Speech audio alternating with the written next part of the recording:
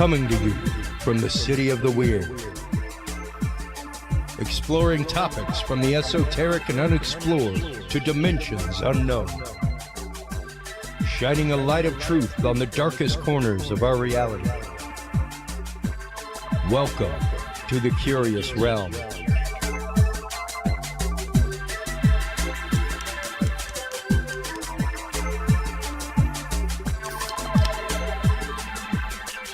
Well, hello everybody. Chris Jordan here, coming at you live tonight. Hope everybody is ready for the amazing holiday coming up, the annual gorging feast that is the American Thanksgiving. I'm not going to lie. I mean, I know that there is a bloody history to Thanksgiving. There's a bloody history to a lot of holidays. But I enjoy Thanksgiving, mainly because I love cooking. It is one of my favorite things in the world. My family was like, what can we do? I'm like, sit there, watch me cook. That's what you can do. Like, I don't care, but I'm handling this thing. I love cooking. So Thanksgiving is one of my favorites. I hope everybody is doing well. Thank you all so much for your support last week. We got some great reviews, some great stuff from our coverage at Stairway to the Stars. We met so many great people. We had so many returning guests that were there. Randomly ran into Brad Olson. Hey, old buddy. We were there actively helping our friend Kathleen Ball. She gave a great couple of presentations on the Knights Templar in Brazil while we were there. We had Steve Bassett was back on the show while we were there. We met Ronnie LeBlanc.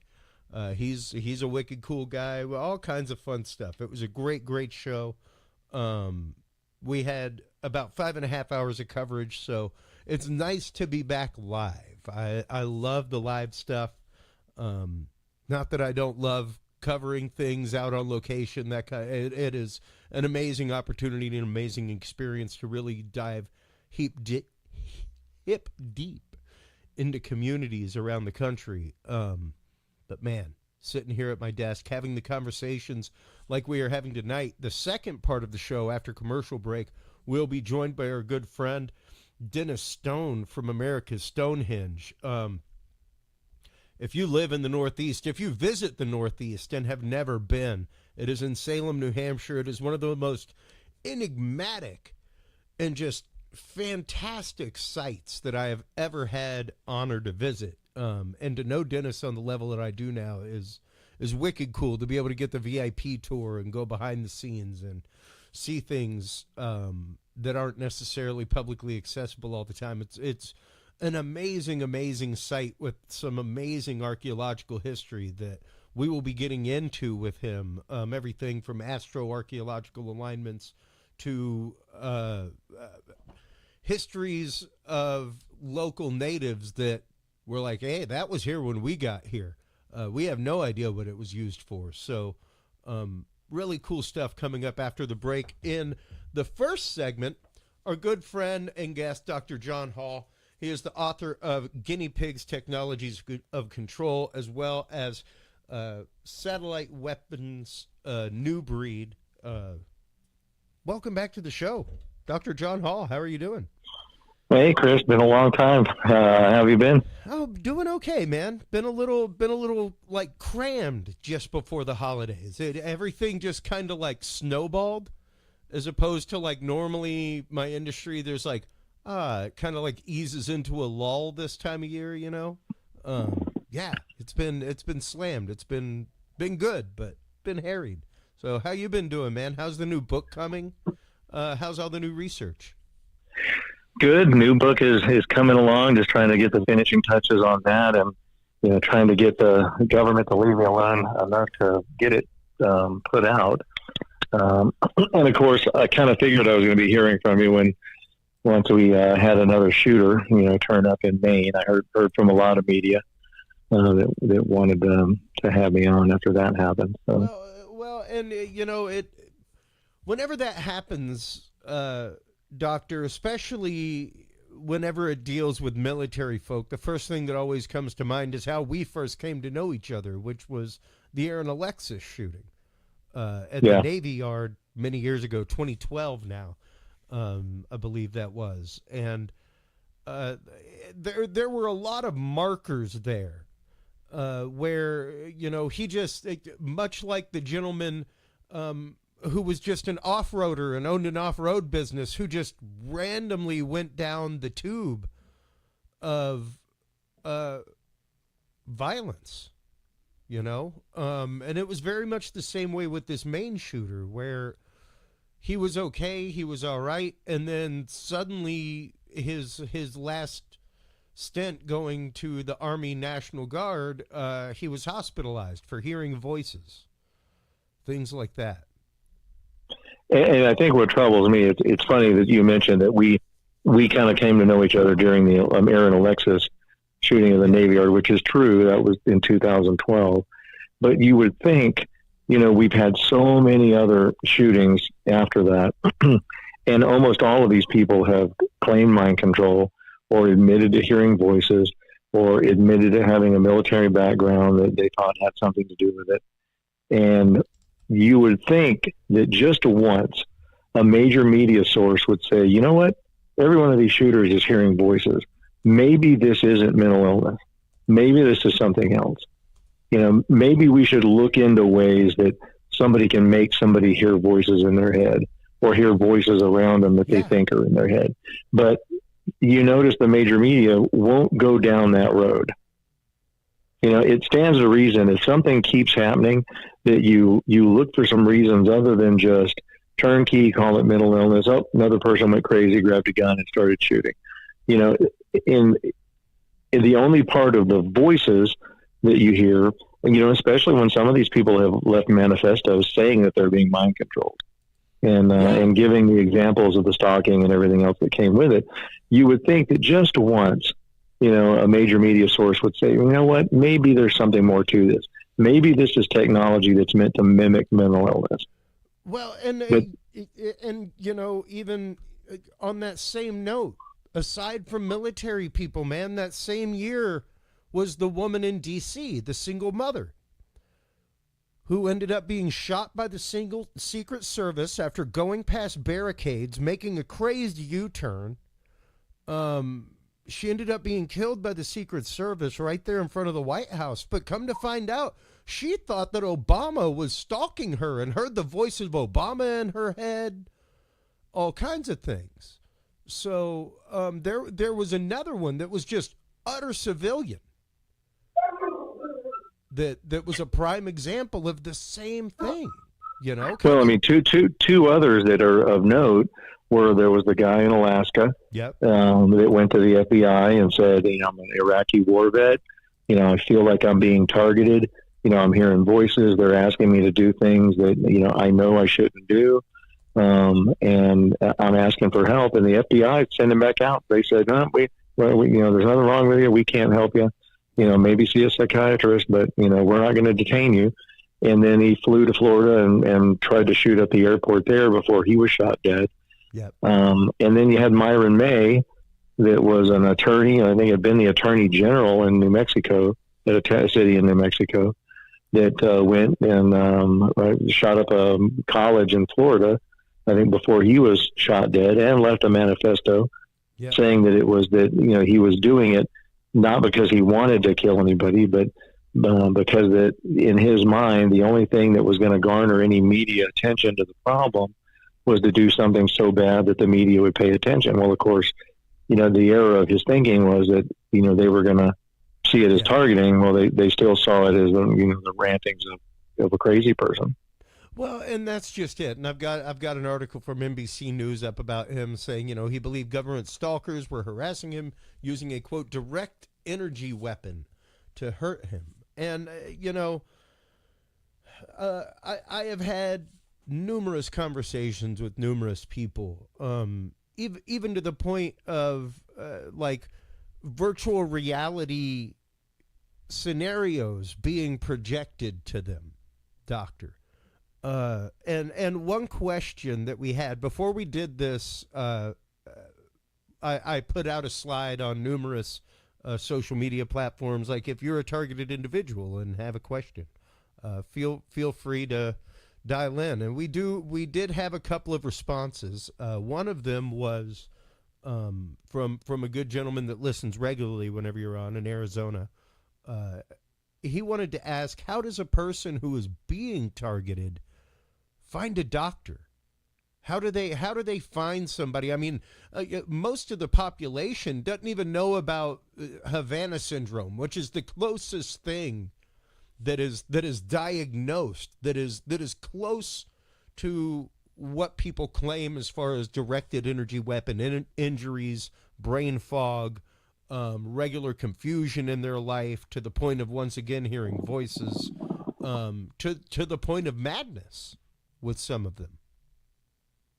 Well, and just so you know, some of those, you know, the people that are the true Havana syndrome victims, for the most part, have had a gag order on them. That's why you have it. Yeah. There was a 60 Minutes interview. There was a couple of other interviews, and that was about it. The one that you see is the CIA officer.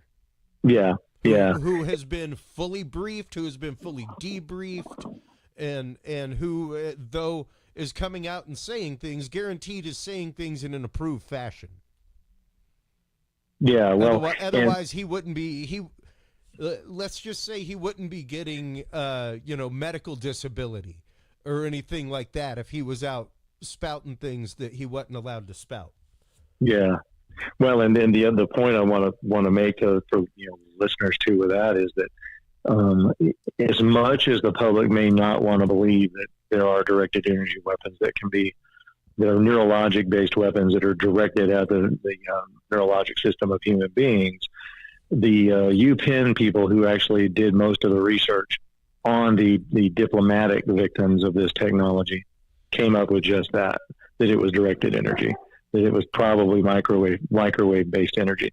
You know, despite some of the well-known microwave energy experts who for years have told us that there's no way to modulate microwave energy where it can be used as a weapon without causing heat in the tissues, and that's also turned out to not be true. And you have to be careful with some of the experts that you listen to, that, and I'm not going to name names, but some of those experts derive their income from government grants.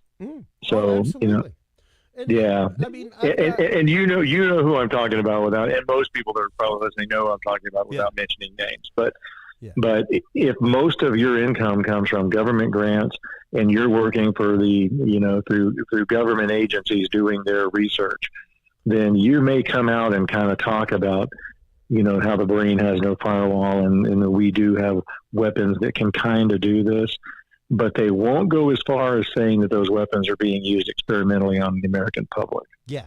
Now, as far as the question that the listener had, finding a doctor is hard because certainly I encourage everybody that's being victimized by this, make sure you have a physician for the stuff that you really need a physician for. Now, in all reality, your average general practitioner or somebody that you're going to, while you definitely need them to treat some medical illnesses, they're still not going to know, even if they believe you on this, they're not going to know how to help you. And they are still going to say, well, maybe you should see a psychologist or a psychiatrist just to rule out any mental illness, unless there's somebody that has heard about it. Now, I will say, 20 years ago when I started writing about this, just writing about it, you were considered crazy. When my first book, lost your medical license, man. Oh yeah, when my first book came out, my attorney even, he said, "This is crazy." He goes, "I've never heard of this. Most people have never heard of this. I don't necessarily believe that this technology exists, and you're probably going to lose your license for writing this book." And so that's why when people go, "Well, do you really believe this?" I risked my career on this. So I know it exists. I've talked to CIA agents that used it, talked to NSA agents that used it. I have those connections. Yes, it exists. It's been worked on for a lot of years. And, the sad part is, and people don't want to believe it, is there technology where they can hear your thoughts in real time? Yes, there is. I've actively got up right now an article from Caltech. This is, let's see, June 2021, so pretty modern. Right here, recording brain activity with laser light. Quite literally talking about a new process where they can record your brainwave patterns and everything else by just shining a laser light on your scalp. Simple as that. That is pretty easy and passive technology, man. When you're talking about the ease with which they could mass swath brainwaves from people to find out average brainwaves in an area, things like that, average states of mind in an area, that's kind of disturbing. Well, and one of the examples that I give in a lot of my talks and when I lecture at places is I'll ask people, I say, have you ever had one of those days where you get up in the morning and, you know, you're well rested, you had a good night's rest, but you get up in the morning and you go to work and you're not 100%. You don't feel like being there. You don't feel like being at work. It's a blah day. It's not that it's raining or it's overcast. It may be perfectly fine weather-wise, but you still kind of sit there and you know you're not going to be 100%, not one single part of the day. You know, and it's what I call just a blah, exasperating day. And then when you start talking to people, everybody else feels that same way. You know, there's nobody in the office that's like, you know, Mr. or Miss Chipper that day that just can't wait to do their job. You talk to everybody's kind of like, yeah, this is just, man, don't even feel like being here. Just didn't even feel like getting out of bed. And everybody kind of feels that way. Well, I mean, I don't think that may be necessarily circumstance on a lot of days. I think the control is such that you can control individuals or you can control communities. And that would make a lot more sense because ultimately it's been working on controlling the public for a long time. And not just using this kind of technology, using media, using, you know, the nudge squad. If people remember that when Obama was in, he started the nudge squad that was going to get online and try to nudge the direction of belief in, you know, one direction or another on certain topics. And hey, quite literally, until crickets started driving people crazy in Cuba, Doctor, this was all myth. The government would never admit that we had sonic weapons. They would never admit that sonic weapons were a thing. They would never admit that they were researching into it, anything like that. Same thing. Well, thing that they were saying about, like, oh, hypersonic weapons are decades down the road. You know, decades down the road. Yeah, you know, they were out loud and proud about things like LRAD and stuff like that, non-lethals for the battlefield, that kind of stuff. But when it came to the micro-miniaturization of those things, like the Chinese sonic weapon, you know, the size of an average rifle that can vibrate your brain and give you Havana syndrome type injuries, that kind of stuff. They didn't really cop to that until Havana syndrome hit the headlines. Well, and if you remember, I mean, you and one other, you know, media person that I'm a frequent, you know, guest with actually kind of broke that, you know, at the same time. Yeah. And if you remember when that initially came out, the government that had the talking point they gave to the media was acoustic weapon.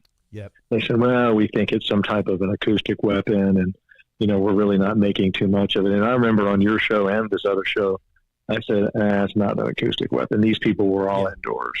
In that's a line of sight weapon. And I remember, you know, talking to both of you and saying, this is going to be microwave energy. Well, and of course, then the next thing that came out, Psychology Today, you know, with detractors, posted an article saying that it was mass hysteria, you know, mass psychosis, you know, from stress, which is what the CIA kind of hung their hat on with Congress.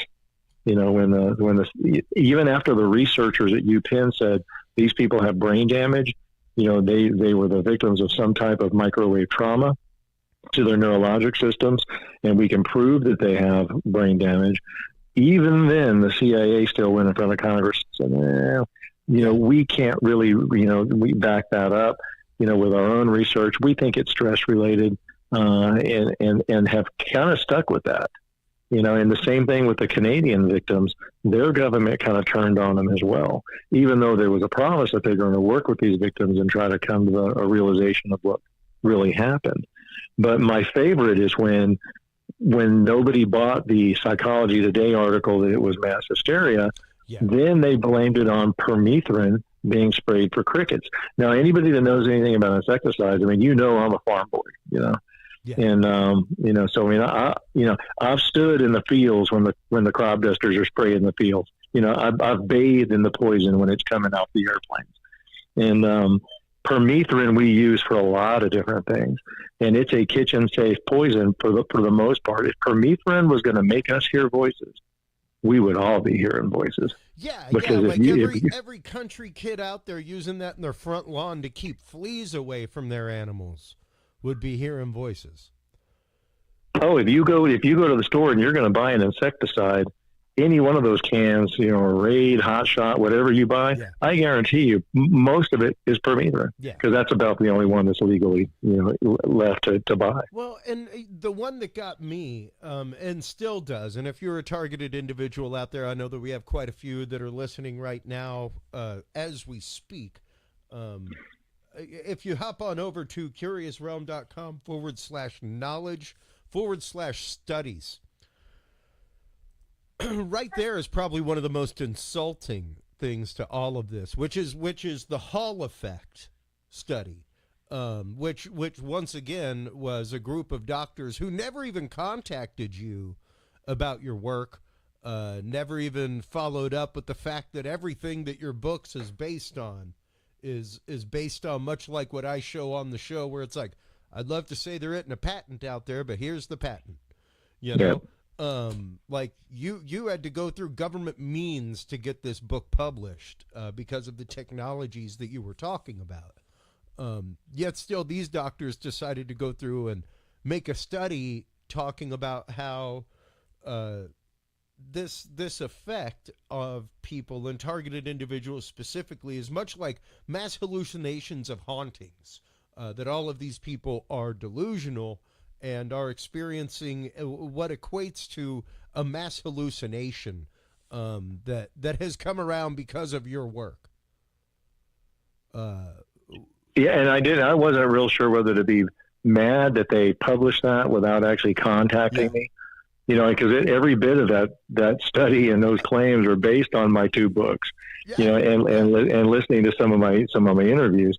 But you would have thought before they were going to put something like that out, they would have tried to contact me to talk to me about it. But no such thing. Yeah. So I'm not sure if I should be flattered that the truth is so important to the people who want to detract it as well, that they're willing to put out counter intel, to respond to the truth, which is exactly what that is. That's to try to convince the everyday listener that, but even that, it's kind of failed, because this technology is in such rampant use in the community and in our society now that almost everybody knows somebody that's complained of this. Now, they may not believe it, and it may think that it's all BS, or that it is mental illness across the board. But I guarantee you, if you talk to just about everybody and you mention this technology, they're going to go, yeah, I've read something about that, or I've got a friend who says that's happening to him, or I've got a son or a daughter that says that's happening to him. I mean, it's affecting just about everybody now. Yeah. Yeah. And once again, I have had people tell me about little holographic images, almost to the point of like VR, like virtual reality almost, being taken mentally into another space. And when you start talking about things like MIT communicating with dreamers, not just being able to, like, hey, look, did you see an ad for Coca? Did you see something that looked like a Coca-Cola ad? Cool. It wasn't just that. To the point of call and response, doctor, to the point of actively being able to ask a dreamer a question and that dreamer being able to answer it while they are in dream state. Amazing things are happening with this technology, and to know that some of it may be nefariously routed, nefariously used. We did have one call. If you give me just a second, I will cue that up, and we will hear the story of this young man.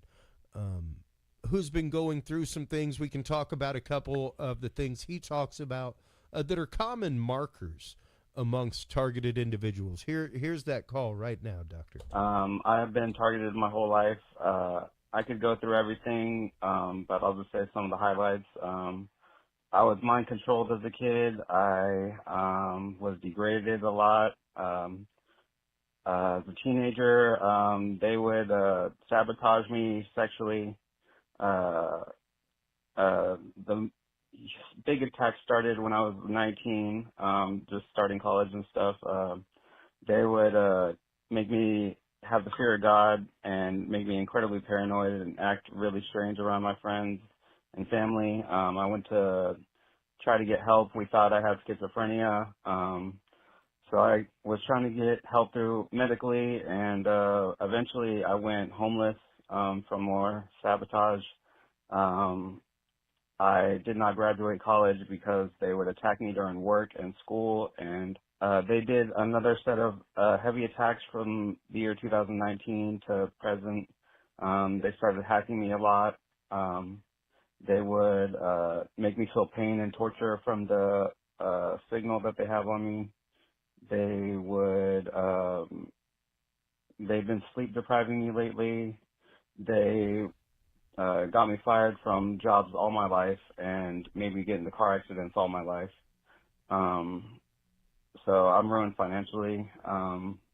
Let's see, they started V2K around 2020, and I'm still hearing them to this day. There's a lot of sabotage, a lot of degradation, a lot of attacks I've suffered throughout my whole life. So once again, that is an all too common story when it comes to targeted individuals, when it comes to those that have suffered these things, specifically the degradation, the turning of society against people. Is what gets me more than anything. The way that once these things happen, it's almost like everybody at once turns on them. And that's how it's geared to work. I mean, they designed it to mimic mental illness for a reason, because for the most part, psychiatry is used punitively in this country.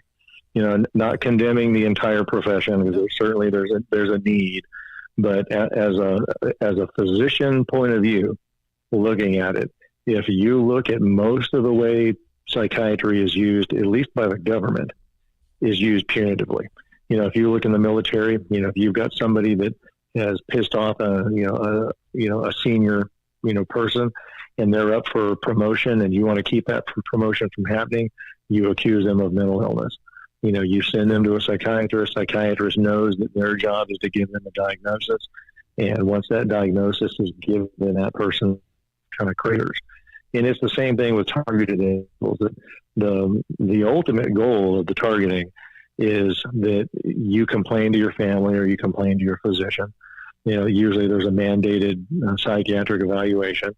You put all of your data, you put a copy of my book and all of your Google research in front of, you put your list of patents in front of the psychiatrist. Here's the 5 or 6 different ways that, of technology that have been proven to be able to put, voices in or around you. So it sounds like you're hearing voices when nobody else can. There's multiple technologies that will do that. And the psychiatrist says, yeah, but there's no reason they'd be using it on you. So you're psychotic. If you're young enough, it's schizophrenia. If you're in your 40s, which most of these targeted individuals notice it happening, late 30s, early 40s. So they're a little too old to be diagnosed as schizophrenic. So they end up with a diagnosis of psychosis. Yeah. And most of these people, when you talk to them, if they really did a thorough interview, they can tell you the day the stalking started. They can give you plate numbers for the stalkers. And like in the girl that I wrote about in my first book in San Antonio, all of those plate numbers came back to the same private investigative group that was owned by a former FBI guy and his son, who was a former lieutenant colonel in the DOD. So, if somebody would really invest in a really good history with most of these people, I think a lot of these psychiatrists would see that, maybe there's a little something more to this than mental illness. And that's where the media really kind of comes in too. If major media would step in and say, man, every one of these shooters are hearing voices, is it that they're all on SSRIs, or are they being targeted by something else? Hey, the government really wants gun control. Is there a way that the government could be creating these controlled assassins in order to get gun control? Let's look at that angle. They won't blame SSRIs, because then they would have to openly admit that they have no idea how the hell an SSRI works for one person and doesn't work for the next with the exact same symptomology. Yep. Like half of what I do is medical conferences, and the number of those meetings that I've sat in from various manufacturers, things like that, where it's like, I wish that, like, we know they work, but no different than other kids in my elementary were put on Ritalin when they were a kid, worked bangers for them. They put me on Ritalin, and about 3 weeks later called my mom and said, we need to get him off because we can't keep him awake. Like, it looped me 180 degrees. I was one that had the totally opposite reaction. Like, it really slowed me down, So it's strange because we don't know how all of those work. But when it comes to microwave weaponry, like the document I've been showing on screen here, the effects of radiation and bioeffects of selected non-lethal weapons is the name of the declassified document. This came out in 2006. And quite literally, this chapter right here, clearly the effects of microwaves on brain tissue, chemistry, and functions are complex and selective. It starts going into body weight, things like that. But the part that I've highlighted right now, a similar type of effect was observed with exposure to a, quote, resonance-tuned, end quote, extremely low-frequency magnetic field. Thus, the database is replete with phenomenological observations of biological systems, quote, affected by exposure to electromagnetic energy. And the sentence just before that is, recent published data implicates microwaves as factors related to a deficit in spatial memory function. So, like, yeah, like we know good and well what the effects of microwave weaponry are. Well, and what my favorite line in that study, the selected bioeffects of directed energy weapons, and you're right, that was declassified and then reclassified. Yeah. It was declassified long enough for me to use it in my first book, and then it went back into classification. Which, by the way, at the same time, both of my books became unpurchasable on government computers. Yeah. Too, but my favorite line in that article actually is when they said, imagine the disturbing effects on an enemy combatant when they begin to hear voices in their head that they know are not their own. Yeah. Yeah. Yeah. Yeah. And even right here, biological target normal functions disease states. Like, they are calling it target. They are saying that that the intent of this study was what is the probabilities if we use this technology as a weapon. This was a phenomenological study done on the viability of a weapon. Pretty much. So once again, to say these things don't exist, to say over and over again completely that people who say that they exist are crazy, that even and once again, when I had the NBC article up a while ago about those that were targeted with Havana syndrome, there were right there it is, still highlighted, about 1,000 people have reported symptoms, the subtitle says. 1,000 people reporting symptoms, and that article was 2022. So as of 2022, we know of at least 1,000 people that have reported symptoms to the federal government, and those are federal employees, things like that. That went all the way from Cuba to China to Russia to Washington, D.C., people being targeted. And that's why a lot of targeted individuals that contact me all say, well, we want to contact the FBI. The FBI will help us, or the UN, will help us. We all need to petition the UN, with a grievance. And, if you look logically at what the end game is to this technology, is to control the public. And especially currently the movers within our government, and at least within both of our major parties, both have a globalist bent, and they want a globalist government. And our intel agencies have kind of, picked themselves to be the strong arm of that globalist government. So ultimately, the technology is meant to control us all. And as evil as that sounds and Orwellian as that sounds, with this technology, it can be done. Well, it doesn't take much. And that's what we say on the show all the time whenever we have you on, whenever we have Mike Turber on, much like it. People think that you would have to convince the whole country for there to be a revolution. Less than 20% of America took place in the American Revolution. The rest of everybody was standing on the sidelines going, hey, man, hey, stop that. You're a crazy person. So much like to get hearings happening in Washington about UFO, UAP, it didn't take 100%. It took 20, 30% of people going, whoa, whoa, whoa, whoa. Funding what? Hold on. What secret program that I didn't know about and I'm on the committee? Hold on.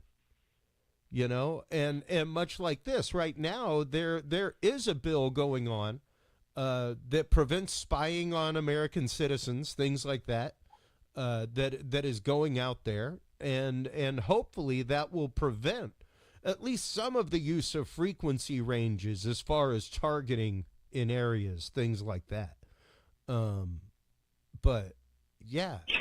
Well, it's funny you mentioned the UFO hearings, and that's kind of another little pet peeve of mine that I've had for years now, is that I can go on a radio show, a syndicated radio show, or go to a university and speak, and I can stand up there and give the most outlandish reports of, the time I've spent with the Greys or reptilians that I've communicated with, or that, I've walked around and, saw Bigfoot. That's a totally different episode, Doctor. Yeah. Well, but, the point I want to make is that people won't bat an eye at that. The government won't bat an eye at that. Some of these big syndicated radio shows won't bat an eye at that. They're, UFOs probably exist. You think about it, it's a big galaxy. They're probably out there. Bigfoot, it was in the 1900s we discovered the gorilla. So, gorilla, Bigfoot, maybe Bigfoot could probably exist. And I said, well, let's talk about mind control technology. Oh, now you're into tinfoil hat territory. Now you're talking about, the mind's too complex. Why would the government want to control your mind? Most people don't amount to anything. Why would you want to control them? No. And on and on and on, and the media just absolutely won't cover it. I mean, I'm into, film production as well. And we've been trying to get a film done on targeting that's not a documentary, an actual docudrama, entertainment type film that tells the story of targeting. Man, you can't even get a production house to meet with you on that topic. Yeah. I mean, the last movie that came out really that kind of broached was probably Enemy of the State, and there was one other that I think was called Targeting that kind of came close, that was about a woman who volunteered to be chipped and controlled by AI for a while, and it went bad. But I mean, as far as a legitimate docudrama about targeting, nobody's interested in it. I mean, we've got the scripts, we've got the people willing to do it. Can't find any production people, willing to invest in it because they know the government's going to shut it down. Some of the targeted individuals probably remember Discovery Channel actually, came to me and wanted to do a series on targeting. And we got about 3 episodes done when the government said, yeah, you're not going to show that here. I mean, there's, I think, 1 or 2 episodes called United States of Paranoia. You can find that they put on Discovery in Europe and Finland or somewhere. Discovery UK. Yeah. Came out on. And it was there and gone, much like there was an ill-fated series here in the States called Going Off Grid.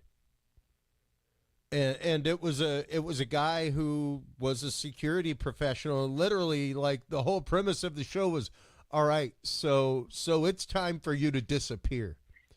Like, there was 1 episode that was put out, and I mean, he goes through the fact of, like, so we're gonna start posting on social media like 3 weeks before how we can't wait for the upcoming cruise to Alaska. It's gonna be great. It's gonna be awesome.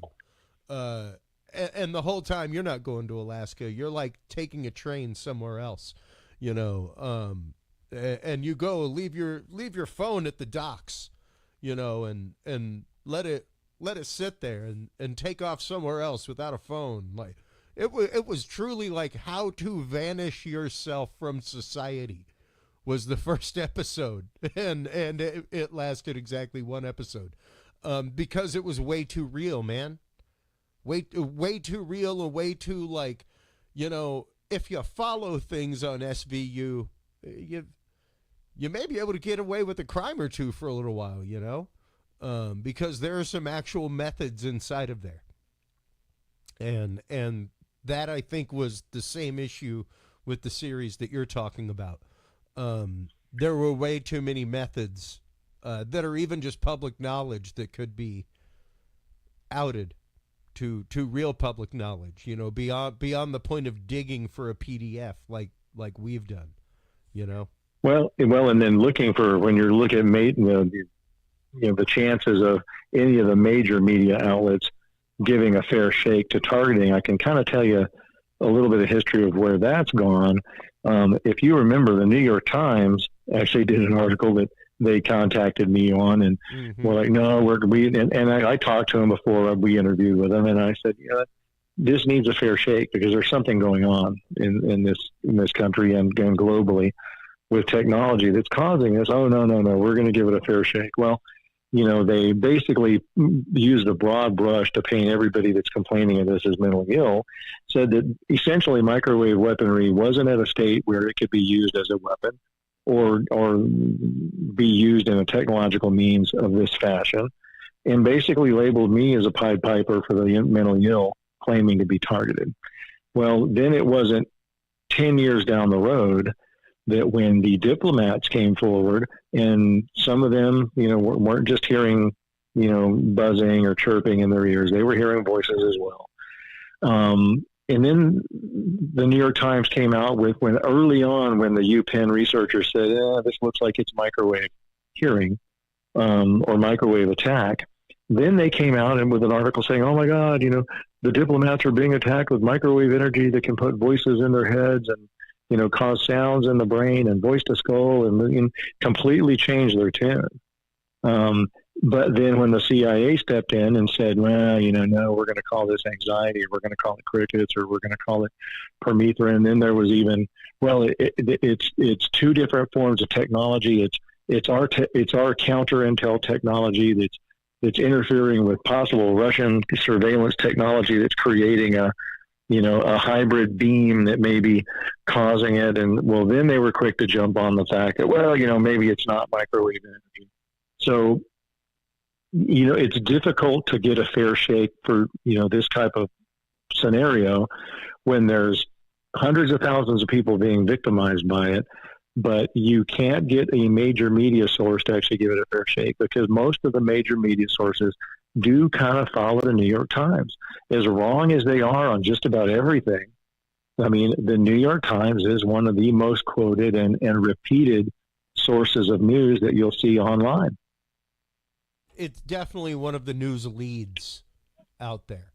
You know, as you know, as my listeners know, I follow a mad number of RSS feeds. Like if you follow the Curious Realm group, that's pretty much all it is RSS feeds of news being posted. And yeah, the New York Times will will typically be one of the first sources out there with the story, because they've I mean, next to the New York Post, they're one of the oldest games out there, you know, and yeah, they definitely have their slant for things, most definitely, but they have been the proud home of headlines like Black Money, UFOs, things like that. There's been some great stuff by Leslie Kean. I'd love to see someone like her get a hold of this topic and really start tearing into that. Because once again, I think until we do get media behind this, because it wasn't until Lou Elizondo came on CNN and said, "Hey, check out these videos. We recorded these a long time ago." It wasn't until then that conversation, even in the media, was okay. You know, and that pretty much came through the New York Times once again. So I think getting media involved and behind this topic is hugely important, and if anything, to outing the technology. I am one of those, if we can look at the elephant in bite-sized chunks and which ones are the juiciest ones to start with, let's start with the actuality of the technology. You know, because much like you were saying, like Bigfoot, Sasquatch, things like that, if you went to them with the story on that, they would at least gladly entertain the story as a story. You know, but when people find out and see the trail of evidence that, oh, whoa, like there is a massive amount of technology that does this, you know, and literally does put voices in people's heads to the extent of, there was just the recent study done, Doctor, where they reconstructed a Pink Floyd song from people's memories. Like staggering. Basically had them come into a lab, listen to a Pink Floyd song, then days later put them under MRI with other technologies and said, okay, now think about the song, and reconstructed it from their memories. Pretty amazing. But that is the realm of technology that we are currently dealing with. And that's just the stuff that we hear about in the news that does interesting, sexy science. You know, so much of this is unsexy science that never sees the light of day when it comes to a headline. Well, and you know, the rule of thumb they say is, if you're hearing it on the news, it already exists, and it's about 100 years in the future better than what you're hearing. So yeah. You know, and you know, another story that I don't know if you caught that I was asked about on another radio show was, and again, New York Times article that Business Insider and several others, you know, kind of, you know, rebroadcast, but was a group of artillery soldiers in Iraq when they were fighting ISIS. You know, one of the ways they defeated ISIS was to limit the number of bombs being dropped by airplanes, was to drop some bombs from airplanes, kind of, you know, get them corralled into one area, and then just shell them with artillery day and night. And these are guys that were with these artillery, you know, companies, you know, were, you know, miles away from any of the fighting. So they, you know, they weren't face to face with any enemy, but they were subjected to artillery blasts from their cannons going off, you know, for, you know, 24/7 for, you know, months while they were doing artillery. Well, a lot of these guys came back and started reporting hauntings. Several of them were seeing ghosts. A bunch of them committed suicide. And it turns out that as the VA did studies, they found out that even though they labeled it PTSD, but what was just being in the vicinity of these blasts caused a similar injuries to what we see with microwave energy in the diplomats, caused white matter tract damage. And these people started, having hallucinations, auditory and visual, and, seeing ghosts and committing suicide.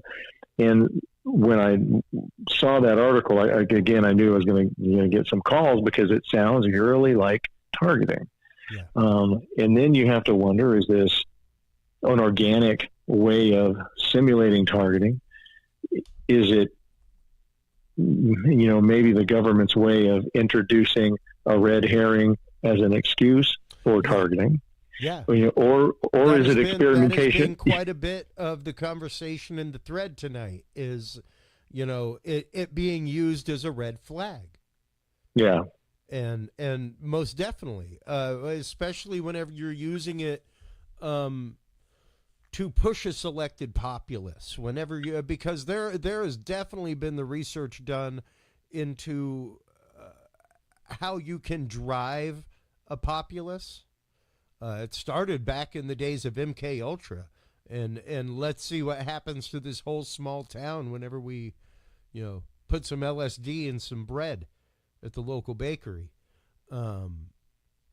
Like they had numerous experiments to see how they could go through and control the mind on a mass scale. A huge one was Edgewood.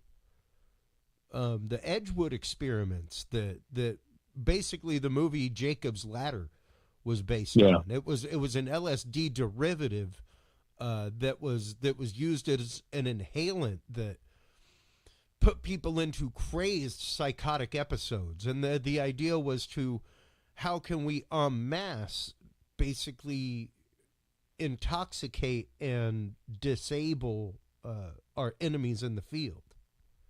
And yeah, we did mass experiments on soldiers right here in America during that. Well, that's why when I saw the article about the artillery shell things, then you got a question: are they really looking at the effects of a blast, or is this a group of soldiers that's being targeted by electromagnetic weaponry?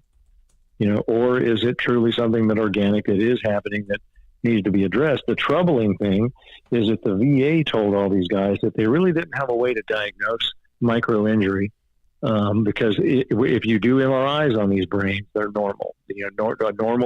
Normal 3T MRI shows a normal finding, and then just like it does in targeted individuals, and just like it did on the individuals, the diplomats that were complaining of Havana syndrome, what they wound up having to do is called diffusion tensor imaging, DTI. And that actually shows white tract damage. But the troubling thing with these soldiers that were suffering from artillery blast, allegedly, that were seeing ghosts and hearing voices, they were told that there wasn't a way to diagnose it and no known treatment, and that the VA was really only used to dealing with macro trauma, which is you're being shot in the head, or having a shrapnel to the head, that trauma that's visual trauma to the brain, not invisible trauma to the brain. And when I saw that, I just thought, oh my gosh, we can diagnose micro trauma through DTI. And because I'm in the personal injury business with motor vehicle accidents. A lot of times you'll have a hit to the head that's not severe enough to cause macro trauma. You don't have a big blood clot on the brain or bruising to brain tissue.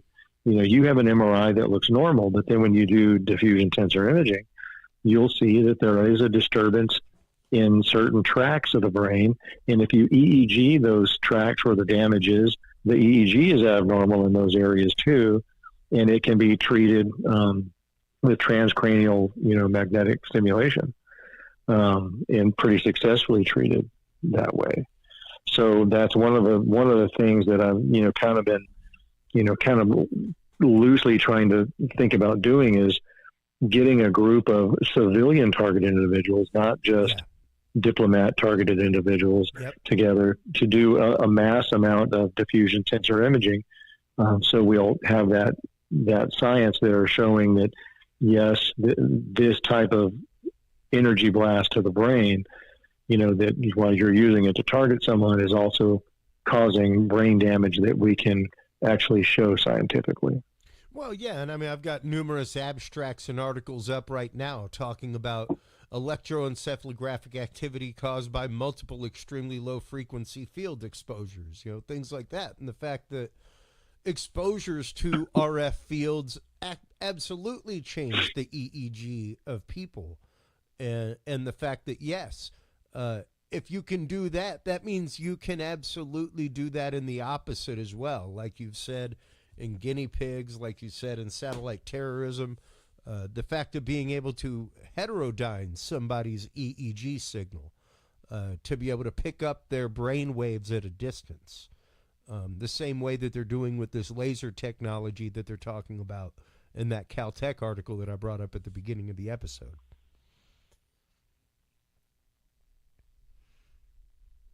So it's pretty wild technology to see that we have that it's out there, that it's actively being used, and it's one of those that you really do have to be able to put that fractal puzzle together and see the fact that all of these kind of add up to exactly what people have been talking about.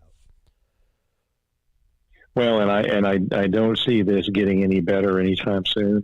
Because I'm a political animal too, and a lot of complaints on my second book were that it was a little too political. And I'll tell you the reason that it is, and we've talked about this before on your show, is that a lot of the people that are targeted by this, they focus their time and energy on figuring out a way to block it or figuring out a way to counter it, and certainly that's certainly one of the things you should do. And we have figured out some things that can kind of help, with it. But, when the government has invested billions and billions of dollars into this technology, it's going to take billions and billions of dollars to figure out how to counteract it too. And that's just beyond the expense of, a group of civilian targeted individuals. Therefore, the answer has to be political. Yeah. And the answer is going to be getting, compassionate enough leaders and legislators in there that are going to listen and say, you know what, there needs to be oversight, on the intelligence agencies. Right now, there is none. And I'll tell you who made that clear as day when Trump was in office and Schumer said that the intel agencies have 6 ways to Sunday to get you back if you piss them off. That should have told everybody in the nation exactly what they need to know. Yeah. So that basically our leaders are somewhat scared of the intel agencies, and kind of kowtow. I mean, if you look at our current FBI director, congressional hearings, he answers the questions he wants to and doesn't answer the ones he doesn't want to. Yep. And he knows that there's nothing that's going to be done. Well, so, until we can change our DOJ and change our political system and get some compassionate and, true leadership, in there that's thinking in terms of what's best for the American people, not enriching themselves, then, we're kind of doomed. Yeah. Well, and, yes, politics can be slow to change. However, things can also happen in rapid windfall fashion. Even to see the fact that once again there is the new bill coming up for stopping of spying and invasive information on the American public by intelligence agencies. That in and of itself helps lay groundwork for these things, and much like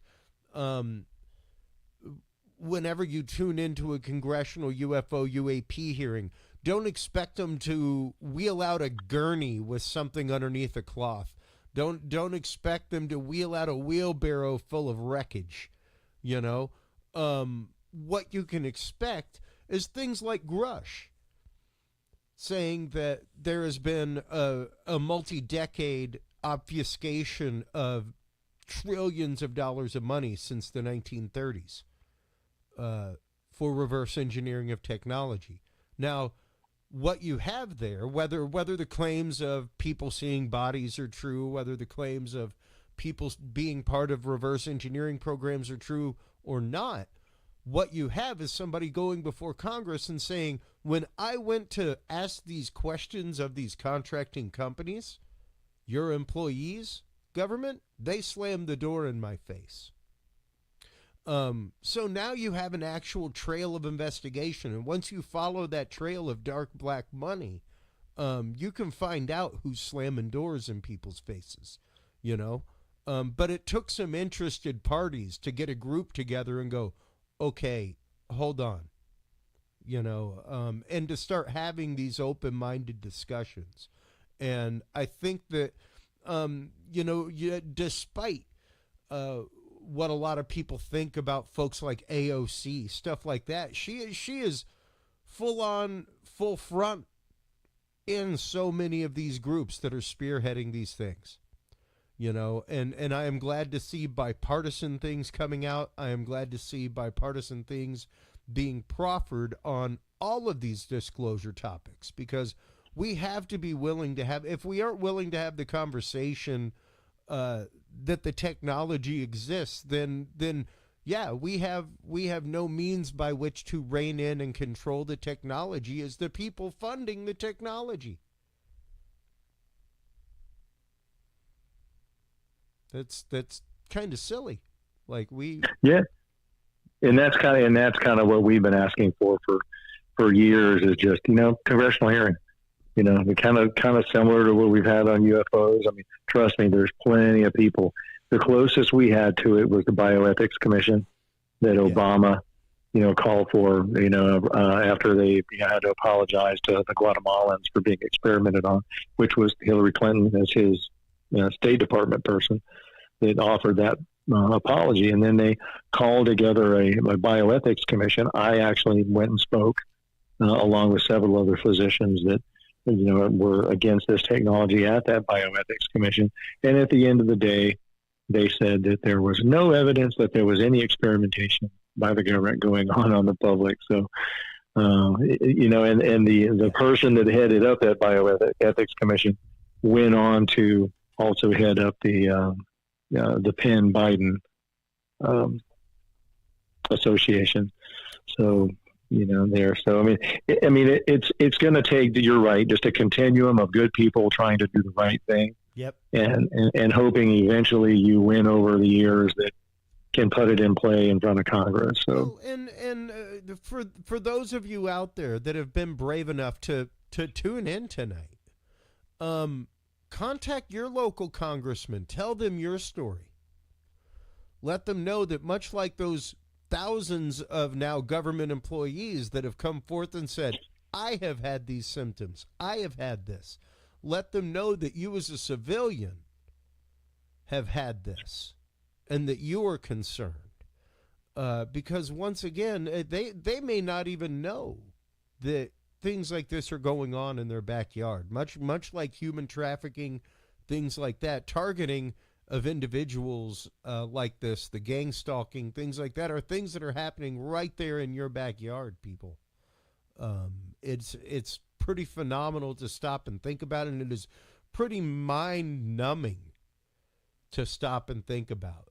Just in the time that I've known you, Doctor, and become a part of this community in the way that I have, the stories that I have heard from people, the emails that I've gotten from people with stories like what the gentleman was telling tonight. It's heart-wrenching to me to know how many people out there go through this and are suffering through this and are not believed by family members. What can they do? What can the average TI out there in the community do to help soften the blow to themselves? What can they do to help alleviate symptomology, Doctor?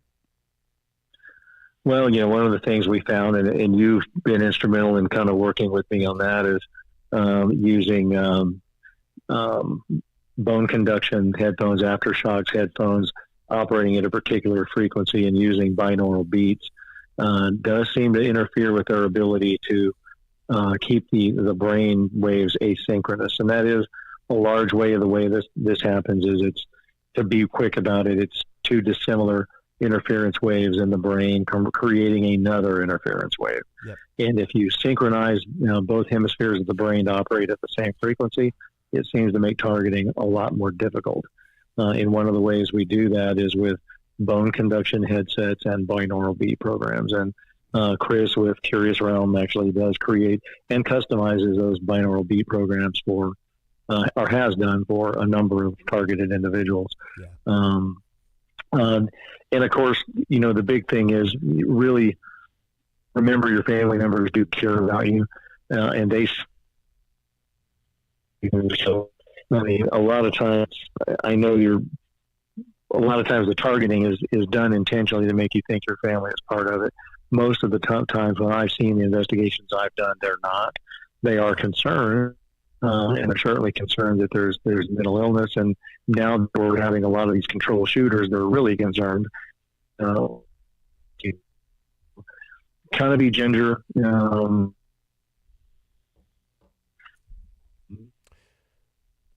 We're kind of losing you a little bit there, Doctor. Which is strange that we've had a crystal clear signal until it comes to the point of how do people get help? How do people stop this? That is the part that's coming through garbled, and yeah. it is the fact though of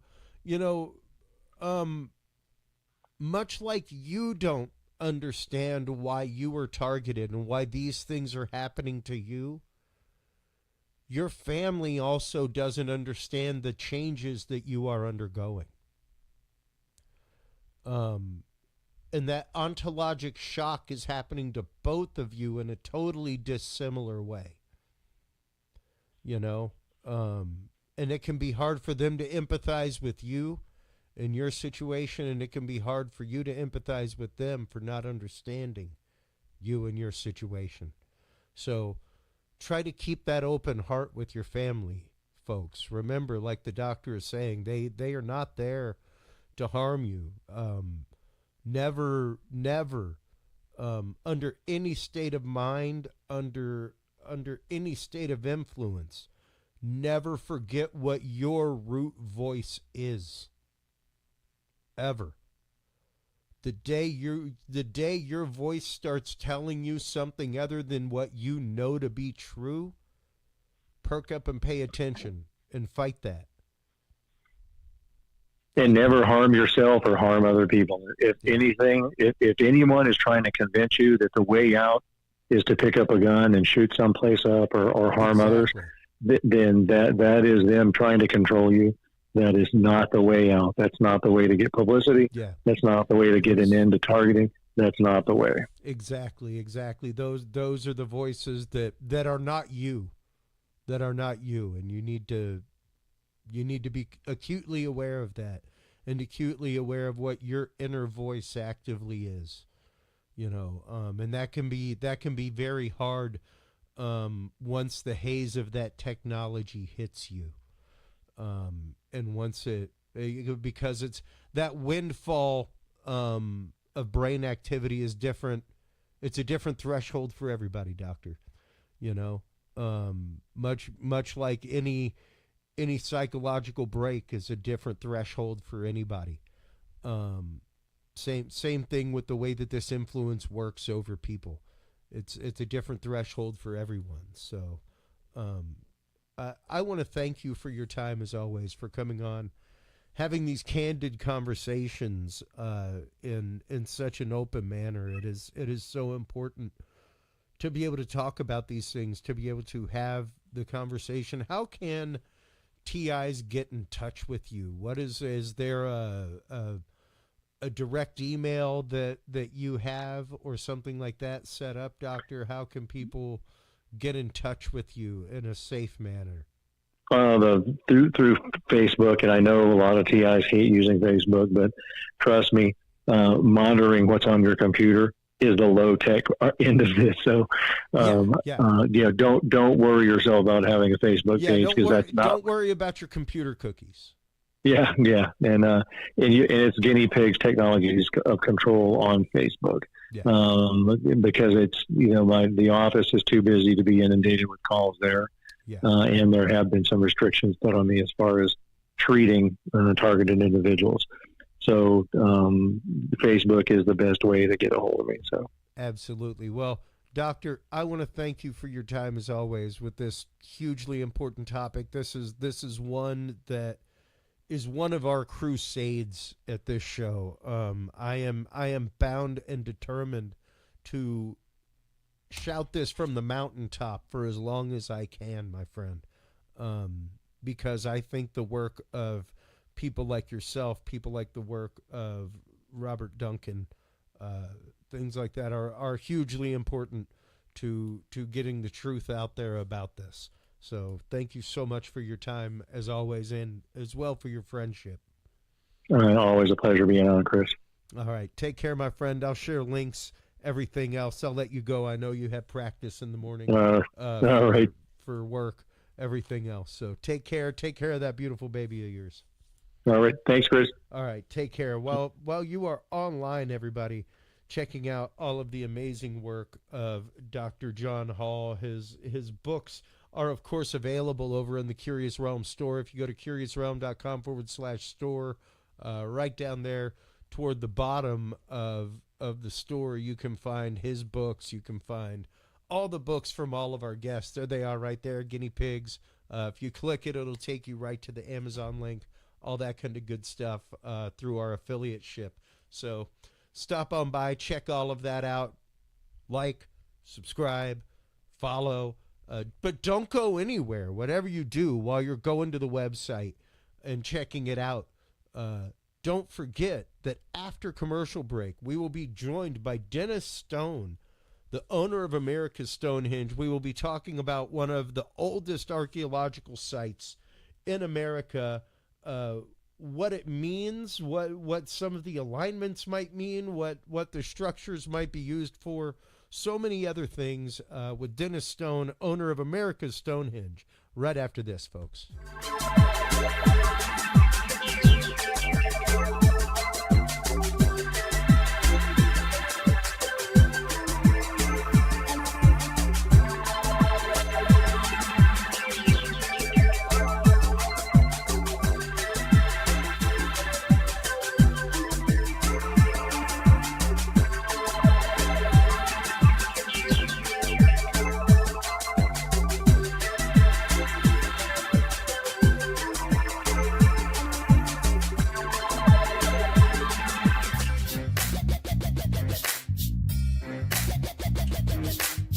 With the rise in attention to the health benefits of cannabis and cannabinoids, including CBD, True Hemp Science has become one of the premier providers of full-spectrum CBD and CBD-related products. Using a proprietary spagyric process, True Hemp Science extracts maximum benefit from the whole hemp plant. Buds, leaves, stems, seeds, even roots.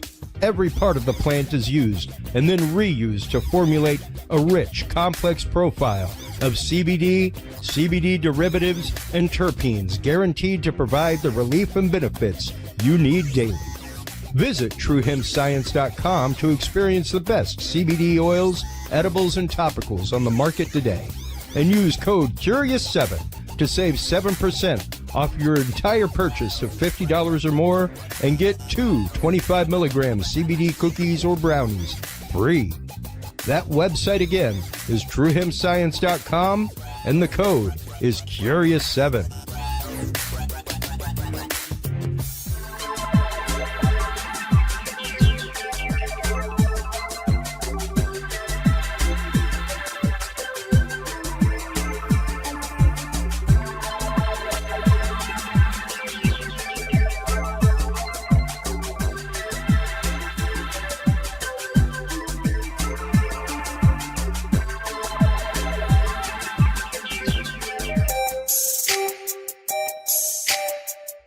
Have you considered starting a podcast?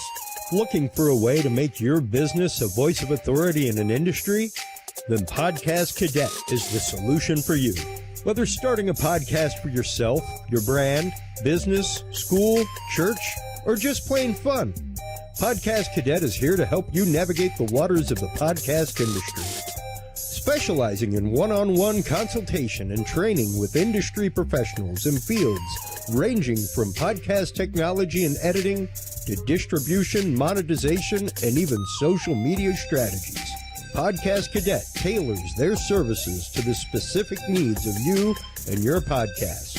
Do you already have a podcast and trying to find ways to engage and grow your audience? Sign up for your Podcast Cadet audit today and let us help you explore new and exciting ways to leverage your content and elevate your podcast brand to whole new levels.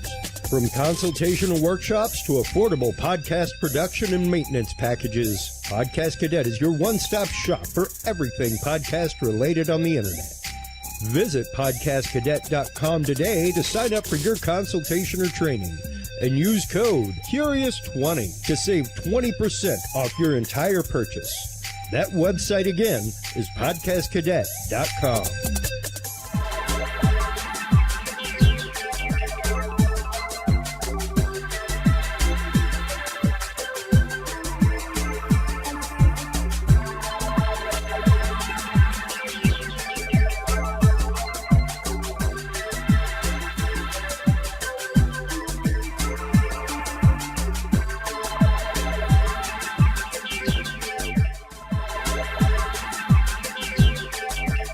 The Curious Realm Podcast is your source for the latest and greatest news and events in the world of the paranormal, esoteric, and forbidden knowledge. And there's no better way to spark the conversation than with items from the Curious Realm store. Choose from fan favorites like hoodies, mouse pads, coffee mugs, and more. Buy books and items from your favorite Curious Realm guests. Get your hands on the latest gear for paranormal investigations and experiments we discuss on the show. Open your web browser and stop on by the Curious Realm store at curiousrealm.com/store to buy the latest Curious Realm wear and out-of-this-world gifts for yourself, your family, or a mind that you want to open. That website again is curiousrealm.com/store. Well, hello everybody and welcome back from that commercial break. Thank you so much to all of our sponsors, especially True Hemp Science. True Hemp Science is my choice for CBD. It should be yours as well. They are hands down the best CBD that I have found on the market, folks. Stop on by, check them out. TrueHempScience.com. Use the code Curious7 to save 7% off of your entire cart of $50 or more. Amazing stuff there. Our guest in this segment is the awesome Dennis Stone. He is the owner of America's Stonehenge, one of the many stone ruins that are scattered around the New England area, and one of them that goes back to pre-Columbian times. I had a chance to visit there shortly before, I guess it was like September, and it was epic. I've had Dennis on numerous times, and as I told him every time, like I lived right up the road from his site. Passed by it I don't know how many times, and never went to it. I am highly regrettive of that. Now that I have been there and seen it, it is such a magnificent location. Welcome back to the show, Dennis Stone. How are you doing, my friend? Well, I'm doing great, Chris. Thank you so much for having me on again. And again, I'd like to congratulate you on your 100th show this year. Yeah, you're welcome. Thank you. I appreciate that. We try hard to keep things going regularly and to make sure that we are never, ever providing repeat content. So the fact that we have guests that come back like you and like yourself, that come back again and again, we absolutely love it. It's great. All it does is further research and allow us to see what updates have been happening, new things that people have found out in their research. And this location, America's Stonehenge, you have actively had in your family since you were a kid. That's right. Yeah, it goes back to the 1950s. And in 2 years, we'll be celebrating the 70th year that my dad first heard about this. It was on a radio show, just like we're doing right now. There was a big station out of Boston, and it was on a Friday night. And he's just listening to the show. It was called Yankee Arms, and the host was from Maine, just like you. Alton Hall, Blackington. And he did the show. It was syndicated, besides the big station, it was syndicated around New England and a couple other stations. And that evening, the whole subject was about this site. So that was in 1955. And my dad opened it up in 1958. So this year, we just celebrated our 65th year being open to the public, and you were here for that. It was so wonderful to meet you and see your family, too, And we did that. We did another little episode, I think, in front of the Watch House. Yeah, So, it was right there at the head of the snake, which is I was actively talking with someone this last weekend, Jason Quitt, about his work into symbology and things like that. And the snake was a huge one, specifically serpent mounds and their angles, things like that.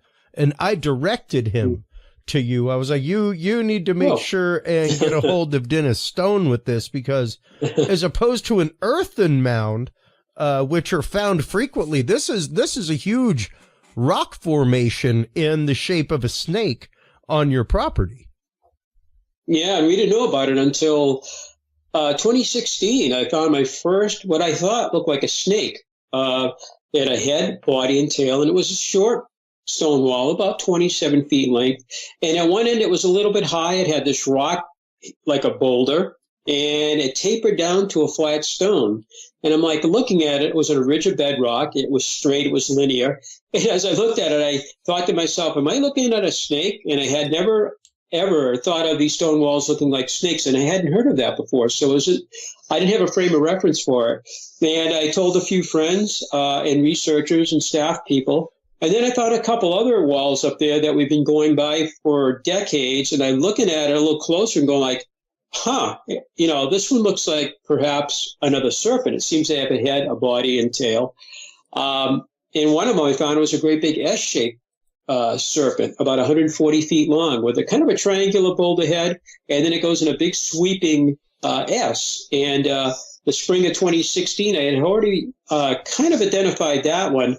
And Scott Walters and Alan Butler from England, who's been on his show, America on Earth, and other TV shows too. Mm-hmm. They were all over with Scott. It was kind of an entourage of probably I'd say about 15, 20 people. And we were touring the site, and they took him out to show him specifically what I thought could be serpent walls. And they all looked at him and said, wow, you might be onto something. It wasn't until a meeting in Groton, Connecticut, and Connecticut is loaded with these stone structures all over Connecticut. And they had a conference down there, the New England Antiquities Research Association spring meeting, I believe it was. And a guest speaker got up and he spoke about a town called North Stonington, Connecticut. And again, we knew Connecticut had structures all over the state, but I never knew North Stonington had even one structure. But the gentleman's name is Mark Starr. He goes by Markham Starr. He wrote the book Ceremonial Stonework that year, 2016. But before he spoke, I'm at one of the author's tables. I'm looking at all these books, and I pick up his. It looked kind of interesting. I look at the back cover, 270 pictures, 8,000 structures, 25 categories of structures. I said, well, he must be talking about the whole Northeast, because they're all over the Northeast. And as I look a little closer, I realized it's just the town of North Stonington. All of these structures are in the 35,000 acre town of North Stonington, Connecticut. One of the categories, as I was flipping through it, I'm like, they were serpent walls. And I'm like, oh my God. And he lists something like 400 of them in that one town. And they're straight or linear, they're curvilinear. Sometimes you have a 90-degree head, bent or tail.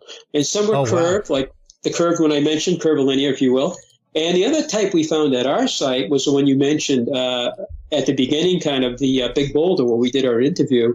And that one I think might have been we've been walking by the Watch House since we opened. And Mr. Goodwin, the first researcher, was there in 1936 visiting the site. And in 1937, he purchased 20 acres of the site and began researching, studying, photographing, clearing, excavating, and he did a little bit of work in the Watch House, so he knew it was there. But nobody ever saw the serpentine shape to it.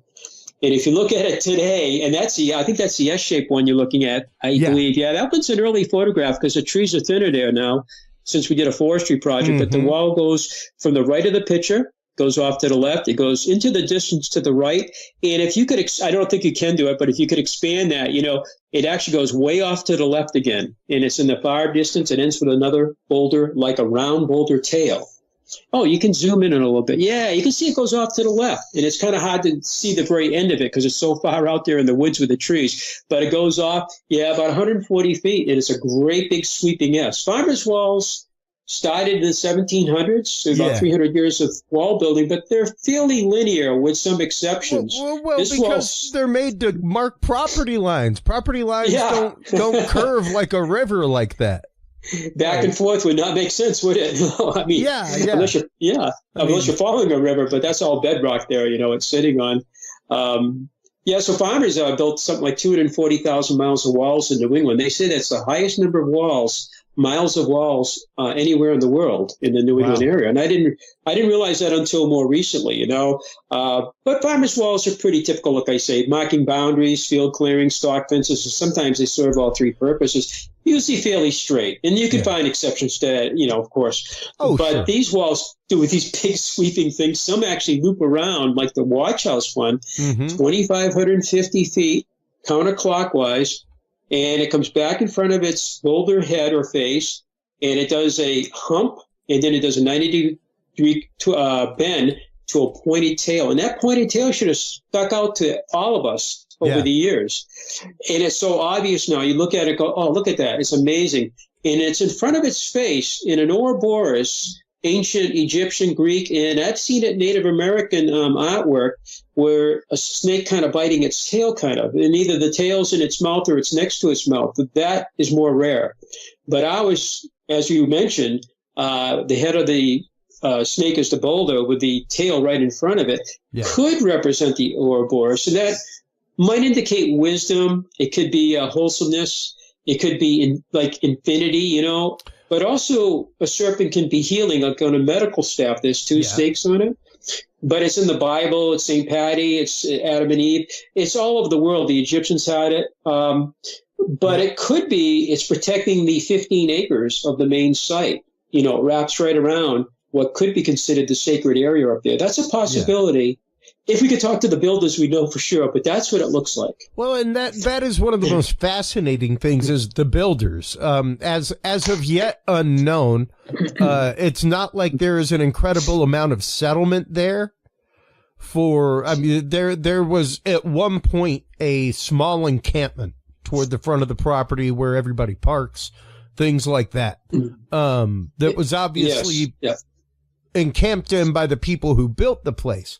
But aside from that, it's not like it was occupied. It's not like you have found, piles of chert, let's say, from people napping flint. You haven't found piles of animal bones from sacrifice or hunting, things like that. Right, household goods, and then the archaeologists, they use the word midden. It's like a trash pit, like you were describing. And that's not what we find there. It's fairly clean archaeologically. We've done 85 years of archaeological work on the site.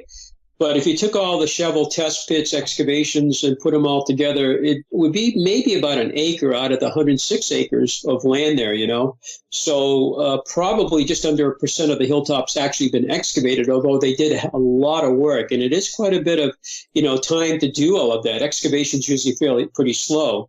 And you might find a midden or something like that, but we just don't find that.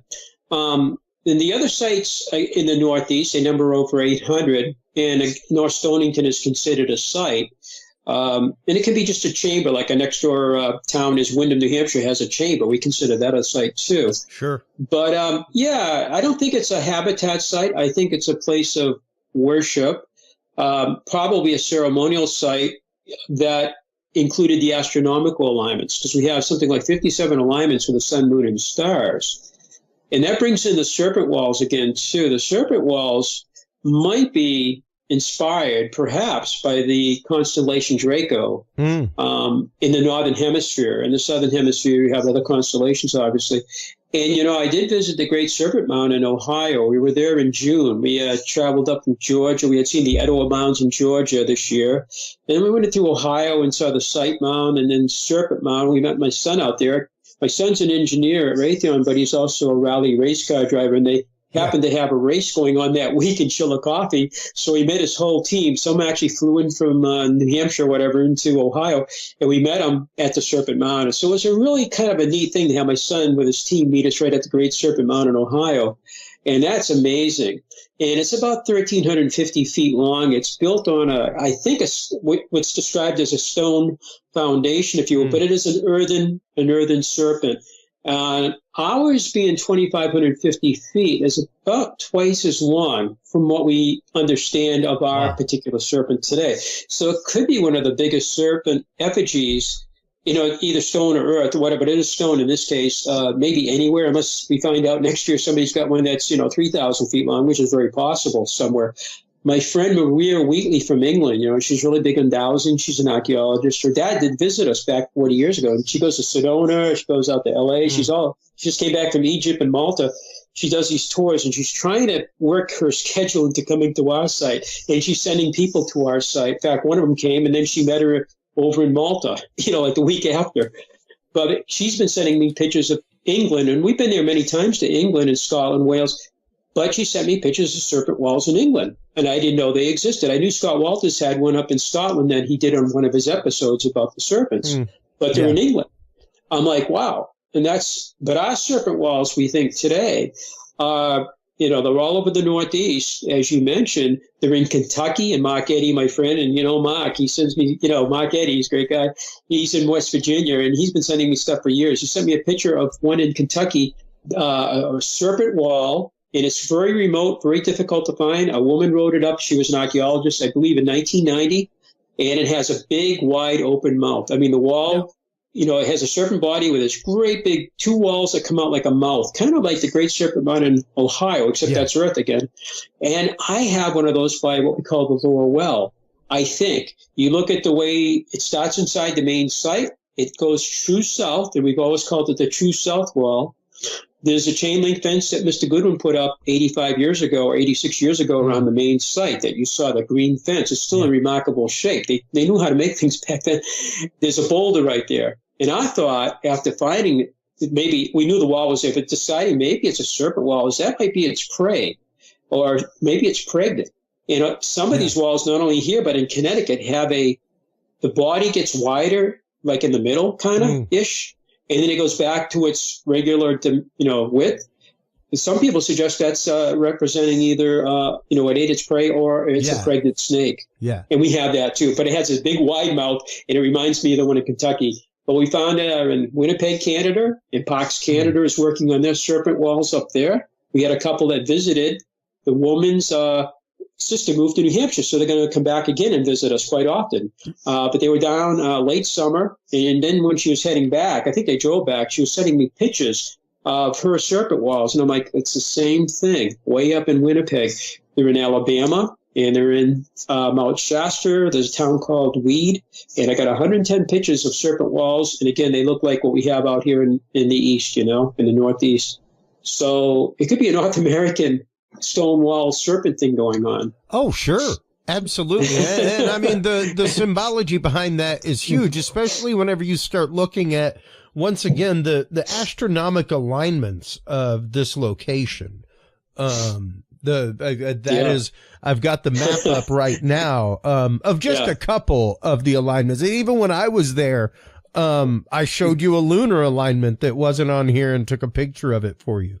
Where like the day before the moon would have risen over the stone. And exactly what I find interesting is specifically not just the rock wall, and not just the caves and their construction, but the difference between the rocks that are used for pointing location and the rocks that are used to catch the sun, are different.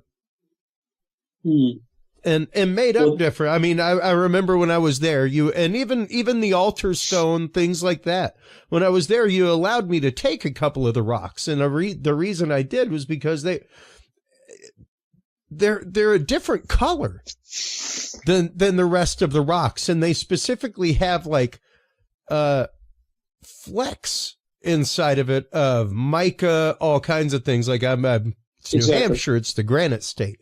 It is a granite state, yeah. But this is different than your typical average granite. It is far, far shinier. And not even like Chicoyance wise, anything like that, like what you would normally get from granite, where there's the shimmering from mica, that kind of stuff. Like when this hits daylight, it shines in a different way. Yeah. You wonder if that was an attraction to that hill. The hill has some features about it that I think would have made it an attractive hill to set up this kind of site on top of, Yeah. It does have an earthquake fault line going, and it splits the hill going east to west. It splits the hill right in half. And I was talking to Maria about that. In Wales to England, there's about 700 ancient stone circles, and they're built on or within 1.5 miles, she said, of the fault lines. I know there's about the equal number in Scotland because I've been up there, but I don't know if they're on fault lines up there. That's something I've been trying to find out. But Machu Picchu is built on a fault line too, and they say that was all intentional, And we've been to Delphi in Greece, and there was a fault because some of the gases came out. They think affected the people that were what do you call them? The oracles. Yeah, the actual oracles were just huffing natural gas all day. And it affected their, Yeah, really, I think it did. I didn't have that happen when I was there, but you got a lot of different pictures. That's the east-west chamber, and to me, it runs true east and west, and it runs about 30 feet-ish, not quite, but it's like the ones I've seen in France called galley or gallery graves, and they always run east and west, and they're 20 to 60 feet in length. They were used as tombs, and they're in Holland. They call them the Giant's Bed, the Hoedenbidden, and they're also in northwest Ireland. We went all over Ireland. We didn't get to the northwest part. We saw so many megalithic sites, but I didn't get to see the gallery graves. I believe they're in Spain too. But that's a nice photograph looking south. That's looking south from the astronomical platform, kind of. Maybe from the ramp area, but it's looking south. You can see the table. And beyond the table, which is about 4.5 tons, it's about just under 6 by about 9 feet in length. And it sits on 4 legs, and just beyond that is a vertical slab. It's one of the monoliths, and just beyond that is the entrance to the biggest chamber we call the oracle chamber. It's hidden behind that stone, actually. And if you could look to the left, which you can in this picture, there's another one of these upright monoliths. So there are 2 monoliths on either side of the table. I used to refer to them as sentinel stones, kind of guardian stones. And one of them's a little bit more narrower, if you will, and the other one's kind of wider. And I know we've been to England, and the West Kennet Avenue, not too far from Stonehenge, another ancient megalithic site called West Kennet Avenue. They had the female and male represented by upright stones, and the wider ones were the female, I believe. The more narrow ones were the male, kind of a symbolism, I think, male, female, duality, that kind of thing. So it's a possibility. But the table, as you look at it, you can see a stone on the far side of the table, kind of on the bedrock. You can see like a slab down there. Just I think you're a little bit, right there, perfect. That stone, we believe, is a roof slab, another slab that belongs on top of the chamber. If you can scroll up on the picture now to the right a little bit, go right up there to the right. You see you can see a roof slab on the top right. Yes, this stone, we believe, fits right into that little notch right there. The heavier part of the stone would have been on the right on the ramp, kind of cantilevered, with a very thin part you can't see hidden by the table would actually fit into that little slot. Dr. David Stewart Smith, who spent 40 years with us, he was a stonemason. He had a doctorate in historical anthropology, theology, and he spent the 70s, from 72 to 77, working for what is today called English Heritage. He was in Scotland and England doing repairs on megalithic and medieval structures, and he became a master stonemason over there. And he's from Connecticut. So when he came back home around 78, he became aware that these sites exist in the Northeast. He was quite shocked. He was not only happily surprised, but he was beside himself because I've been spending 7 years over there, and he learned so much over there. And it was called the Ancient Monuments, whatever it was called. Now it's English Heritage, And so he has an eye for that kind of thing. He can tell where these kind of stones belong. I'm sure not perfectly, we'll never really know, but he was very, very good at that, looking at the size, the shape. He also found out that these slabs, whether it's a table, monoliths, roof slabs, any of these type of stones were all taken off the bedrock They were actually struck, and they were actually shaped, as you mentioned earlier, like making an arrowhead when you do, the napping, but it was on a grand scale. And Dr. Gary Hume, our state archaeologist 40 years ago, mainstream, kind of conventionalist, didn't know about stone ruins. That wasn't part of his learning. Looking at arrowheads and points or maybe colonial stuff, these sites didn't exist in his world. But he actually opened his mind up to join us back around 1980, and he did 3 projects. And he worked with Dr. David Stewart Smith on it. And he was a lithic specialist. He knew how they made stone tools, like Native Americans in the ancient past.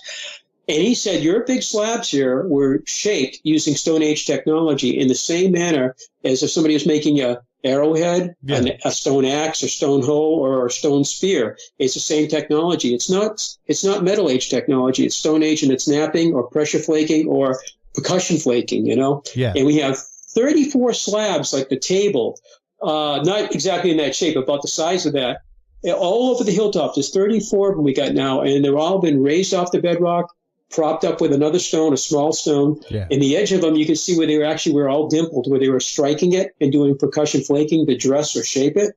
And they abandoned this whole project. And in 82, we knew of one, and that's when Dr. Gary Hume got on that project. And then we kept finding more of them. And just in the last couple of years, he probably found 15 more.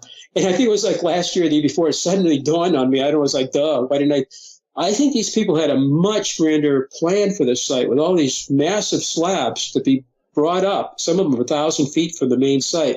Maybe they had a much bigger plan for this place. And then it's like, well, why did they stop? What happened to these people?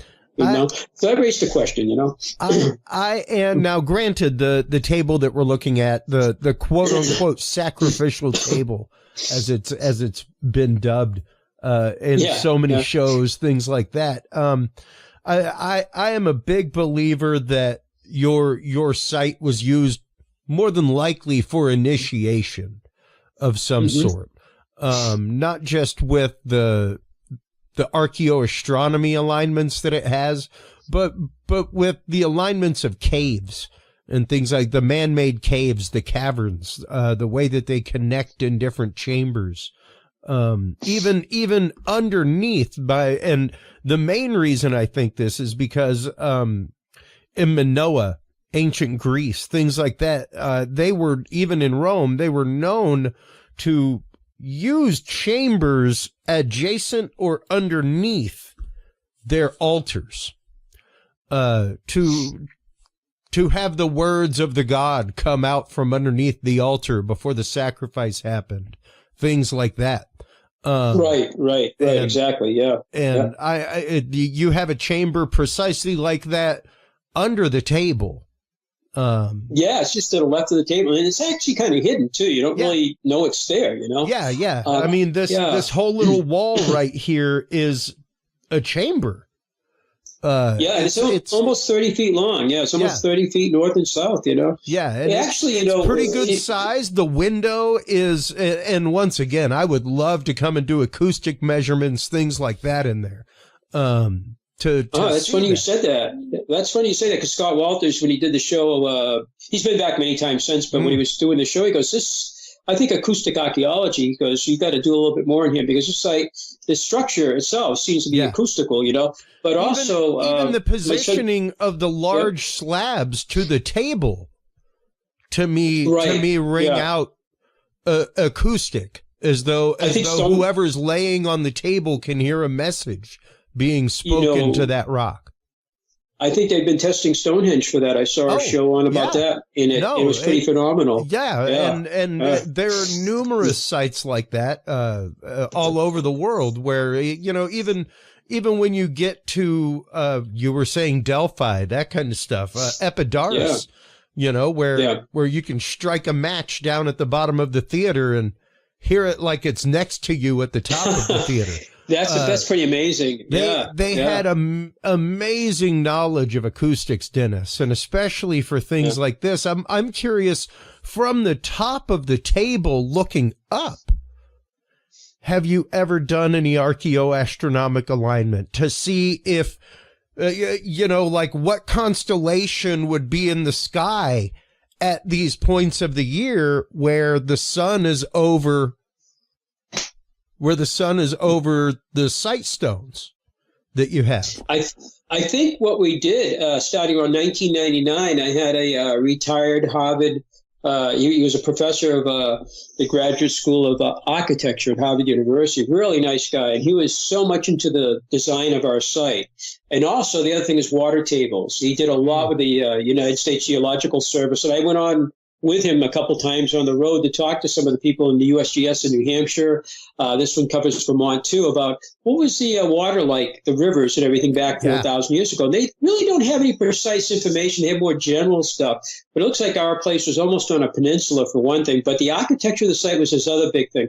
And he actually, we went to Greece for a honeymoon, and he designed what was it over there? We saw the building too. He actually has his name on the building, and also I think over in Iraq, the U.S.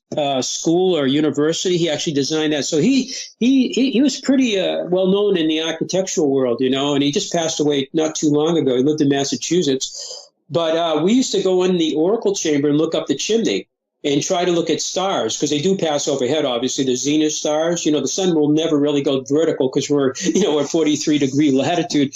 But the stars, and we were looking at that back, I would say 2000, 1999, I was still working at the airline, so I was kind of trying to balance all of this stuff too at the same time. But we did go up there at night.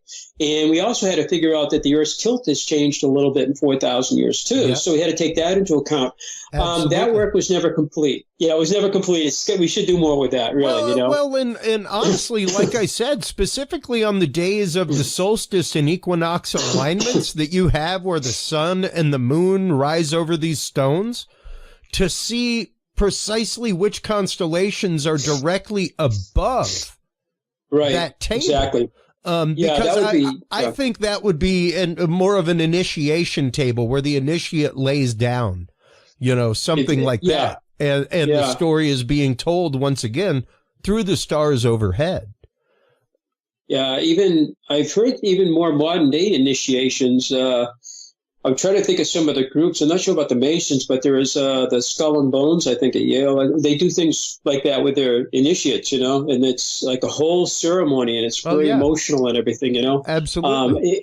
You might be onto something with that, too. I mean, it's a really good thought, because we always, not to say it was ceremonial, but we've also had people talk about maybe it was a place of initiation, of training, of learning, and not just astronomy, as you mentioned, but other things too. There is a geometry to the site too. And I don't think you have that map. I don't know if I ever sent it to you, but my dad did one and another researcher did one, and they went from specific points all around the property, like a standing stone to another one to another one. You'll come up with equilateral, isosceles, Pythagorean triangles, and you can have a few of them that will be coincidental. So, but when you have repeating patterns, it seems to maybe not be a coincidence. You have to be careful about that. I took that in college, statistics and probability, but it looks like there's a repeating pattern of that all over the hilltops. So that'd be kind of mathematical. And then we have the astronomical, and then you have the architecture of the site too. That's a beautiful one of the, I believe it's a winter solstice sunset, and that's coming up, gee whiz, in a month, it's going to be happening. And we'll be having a celebration for that in a drumming circle that day. That was first cleared out in 1965, and it was because of the book by Gerald Hopkins. He was English. He was at Boston University and the Harvard Smithsonian Center for Astrophysics in Cambridge, Mass. And he wrote the book Stonehenge Decoded, and then he wrote a couple other books. And that book triggered a TV show on CBS, The Mystery of Stonehenge. And I have seen that movie twice. I haven't seen it since the 70s, but it first aired in 65. And people like my dad, the other researchers, people from the New England Antiquities Research Association, they saw that. They said, I wonder if these standing stones surrounding the main site, these monoliths, have a meaning astronomically. So that's why they began clearing in 1965. And the gentleman that did it actually became a nuclear engineer, and he's a gentleman that installed the reactors on the Nimitz, the Tic-Tac UFO Nimitz. He's going to put the reactors on in 69 and 70. And he came up in his bug-eye Triumph for the winter solstice of 1970, parked at his mom and dad's house. We met him. It was about over a foot of snow. He had built a wooden snowmobile as a kid. He built a paddle wheel boat when he was a kid. He was very, very, very amazing guy. I was just talking to him yesterday. He actually ended up in the nuclear industry all over the world, in France, South Africa, up in Alaska. He ended up finishing up his career. When Fukushima went off, he was just about to head back to Charlotte, North Carolina for Westinghouse, I believe it was. And they moved him to Tokyo to work on the mess over there. And he ended up being the last person on the 5-person. So he had these bookends of the Nimitz and Fukushima. But he's still very interested in the site. He worked there for years, from 63 when he was a kid up to became a manager in 68. And then he got into working for the on the Nimitz, you know. He took the first photograph I found out 2 years ago. He said, Dennis, I have 2 pictures from 1967 of the sun setting on that stone. I said, I thought it was 1970 because that's when I went down with my dad, my neighbor, and he had the snowmobile. He broke the trail. We walked up and saw the first clear pictures were with us. What he took, it was the cirrus clouds. And with the cirrus cloud, you could just see like a bright spot setting on that stone. But he cleared that out using first an axe, and then he borrowed a neighbor who was a doctor. He borrowed his chainsaw and went up there, and they cleared about 800 feet of trees to actually see that, starting in 65. Those are also something we discovered in the last, since 2016. I started finding not only serpent walls, but I started finding what we call windows. Yeah. And that, when I get that, I think I showed you a couple of those when you were up there. Yep. And that one there has... Go ahead. No, go ahead. That one has cobble. Yeah, I'm sorry, Chris. I mean to step on you. That has a couple cobbles in it. Those stones inside of it. Yep. I didn't move them, take them out, but I just took my finger and touched them. They're all loose. They're just sitting. We have 2 like that. 2 windows that have cobbles. You wonder if they're like little offerings. These little cobbles. I have no idea, but they're not. Holding the lintel stone up. Today we have, I think, 25 windows. Maria Wheatley again in England sent me pictures after I did a couple podcasts. She goes, stay on the line afterwards. Dartmoor, England, she sends me pictures of her windows. She goes, they're called soul holes. It was for the spirits to go through. That's their interpretation today. Interesting. And that's about the first one I found. And actually that one, when you go to another picture, it has a stone shutter that actually fits inside. Normally we tell our visitors and all our staff, please don't touch anything, don't move anything. But one of my assistant archaeologists, he's a stonemason. He went to Boulder for that, and he's been doing it for 30-something years. He said, Dennis, can I take the stone? He has a great eye. He used to work with David Stewart Smith. Can I pick it up and put it inside that opening? Because I think you have a stone shutter here. So we said, well, okay, we'll do that for research. So we removed the scaffolding. We stuck it inside. It fit perfectly. Then we put it back into the earth. It went about 8 inches into the earth, standing up vertically. We have found other stone shutters. Some of them are stacked up horizontally. And some of these stone windows are, there's 4 of them next to each other. We have 2 examples of that. And then there's others that are just by themselves. But North Stonington, Connecticut, when I opened that book up in 2017, I looked at them like, there's another category. It's windows. They have the same thing like that down in North Stonington in the walls. So It's not unusual here, but what a surprise to find these things, after decades of being here, never noticing them. Well, and using those specifically, Dennis, people may look at the image on screen right now and be like, oh, it's a wall in the middle of the woods. Those are not incredibly old trees. Right. They are maybe 100 years old, something like that. So at one point, this was wide open field. So it was think of those as peep sites that you would sight a mountain point off in the distance or something like that to find a cardinal direction or to sight a star coming up over the horizon at certain times a year. That is one of the things that I've mentioned specifically about the bee cave structures that are the beehive structures that are there, the little buildings. Is are they aligned specifically to rising of constellations, things like that? It seems as though it would be a perfect spot for sighting stars, things like that. As a backyard astronomer myself, I'm even building a small shade that I can pop up on my fence whenever I'm doing it to block out my neighbor's lights. Right. Yeah. The dark sky. Because even though you're in a dark location, if you're trying to focus specifically on one point, if the moon's on the side of you, something like that, it can be hard to see stars on the horizon. And, you know, you're right on the money about that. And the hilltop is all bedrock with a very thin layer of soil. And David Stuart Smith mentioned that, you know, and we're kind of aware of it, but he really put it into good words and really understandable, because basically it's windblown particles and vegetation decay. It takes about 125 years in New Hampshire, New England, for an inch of soil to accumulate from windblown soil and particles just coming in there. So that everything on that hilltop, including if you look at that structure right there, it's sitting on bedrock. The stone walls, they cover the entire 110 acres, including the serpentine walls. When they built this site, I think they had very little soil up there, and then very slowly the soil has accumulated, and then the forest and the vegetation came in, and it became almost a jungle up there. So any astronomical alignments they could have seen many, many years later, the trees, the forest, completely covered. Not only you couldn't see the horizon, as you mentioned, but you couldn't even see some of the structures. They were buried in the woods like a jungle down in like Mexico. And that's why those windows haven't been found until the last few years. It was just, they were just covered with brush, trees, and we had a forestry project. We did 2 years during the winter, starting in 2019 to 2021. We finally finished it up, and they did the 110 acres. They thinned all the hilltop. They did it to remove dead, dying, diseased, damaged trees. They also took out any kind of what am I trying to say? The type of foliage that shouldn't be there anyway. You know what I mean? It's non-native, invasive foliage, things like that. Invasive, that's the word I'm looking for. I'm sorry. But they opened up all the alignments, and now we have lunar alignments that we never opened up. The lunar major alignments were never opened up because we started the project in '65. So all the way up to now, we just basically kind of finished it all. I suppose we'll never be done with that. But now you can kind of see the horizon pretty good. Just a massive number of alignments, man. Yeah, those are some of the 57, and most of those there are what we call type 1. It's actually watching a sun, moon, or a star rise or set over like a stone, or you could have wood if you know, like Woodhenge over in England, also at Cahokia in Illinois.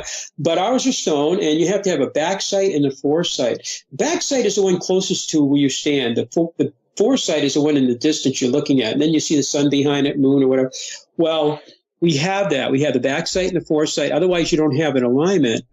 And we also have the other type, which is called, some people call it type 2. It's an illumination, and that's inside that watch house, the serpent head, the chamber. And that's when the light goes in and causes a shadow and light effect. So that'd be like type 2 alignment. We have at least one of those. There's a deer carving inside the oracle chamber. There's a window there. It's now the exit, and I know you walked through there with me. We might use that's the one in the watch house. Yeah. And we could never see it because the trees going to our neighbor's property were blocking it. You could never see it even with the leaves off the trees. So when we did the forestry thing, a licensed forester's name was Brian. I said, Brian, you have to open this as far as you can to the neighbor's property because I want the sunlight to come into this chamber. Because that rock was written about even in Hans Holz's book in 1992, long before Columbus, all about our site. Hans had been coming up since 1970, doing different experiences, bringing up different psychics to our site. So 92, he wrote the book on Columbus's 500th year anniversary. And Barbara Hand Cloud actually wrote the foreword, and she's talking about that in the foreword of the book, that stone right there, that quartzite stone. And she had her own interpretation of it, you know. And then one of our other staff members, she was a high school Spanish teacher too. She wrote a book in 1996. It was the first souvenir book we did. We just did, my daughter and I just did an update, did our own just recently in the last couple of years. But she talks about that in 1996.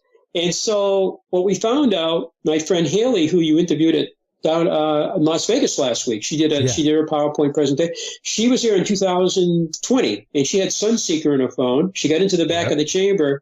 The trees had not been cleared by then. And she goes, if you're here and you're standing here on the equinox sunrise, I think it's going to get illuminated around 9-ish in the morning, roughly. The next year, the trees had already been cleared out. They went back there in the equinox. And basically what you see there, that picture was taken about 8 o'clock. And the one you showed before that was at 8:30. So that shadow and light actually framed the top of the stone. And then it morphs into, it looks like a hand with an index finger pointing back at it. Our interpretation of that is... to me, it looks like a hand outstretched. The shadow looks pretty cool, too. It depends what you're looking at, either the shadow or the light part of it. But the fact that it frames the top of the shape of that stone is pretty cool.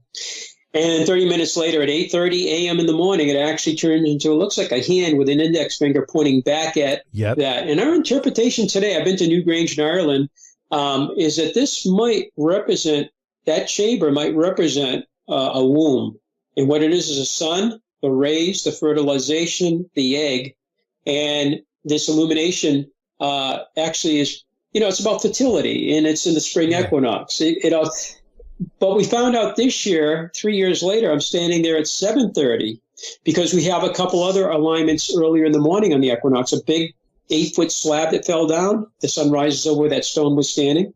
And then there's one near the oracle chamber, and that's just about 20 minutes later or so. And then we go down there and watch the third equinox event, solar event, if you will. And I'm talking to a lady with my back to the chamber, kind of like when you and I were interviewing there. Yeah. But I was sitting at that time, but I was standing next to this, and I just happened to turn around while we were talking, and I looked into the chamber at 7:30. I'd never done that before. And I don't know if you have that picture, but the bottom of the stone has a perfect shadow and light framing it. So it frames it at the bottom at 7:30. 30 minutes later, it goes to the top of that, what could be an egg perhaps. It frames it perfectly. And then at 8:30, 1 hour after the beginning of this illumination, it looks like a hand, again, with the index finger pointing back, maybe, at this fertilized egg. And that may be, crazy. It might be incorrect. But we've been to quite a few sites around the world.